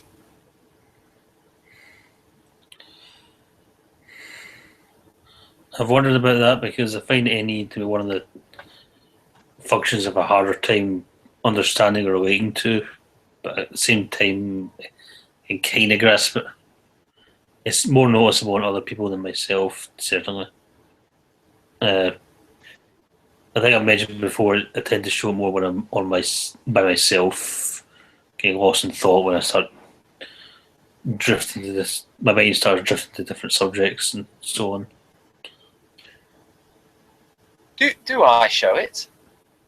Do you show any? Yes. Yeah. In which ways? I'd like to know. In the which bits. In the way that this saga has been probably going on for about 4 or 5 hours, and that's probably because the subject keeps changing. It's actually been quite well integrated tonight. Yeah, I will put my hands up. I am not innocent, but yeah. And in general, if not necessarily just in this saga, but overall, you are more likely to drift off topic than I am, I would say. Yeah. But I actually think in this hangout we've actually drifted onto topics that are relevant. Rather than Yes. I think we did one with Wojtek that's just like total like Star Wars. There's no real connections. Well, that was fine. That was good. That was good because it was all drifted onto subjects you were interested in. But I think this one, I think we were able to get there in the end to find the connections. Right. So, I have been picking up Jonathan's not so micro expressions of "I am knackered." So now is the time for us to call it a day. But it is just past midnight. Right. So it is good night from me. And it's good night from me. Very much.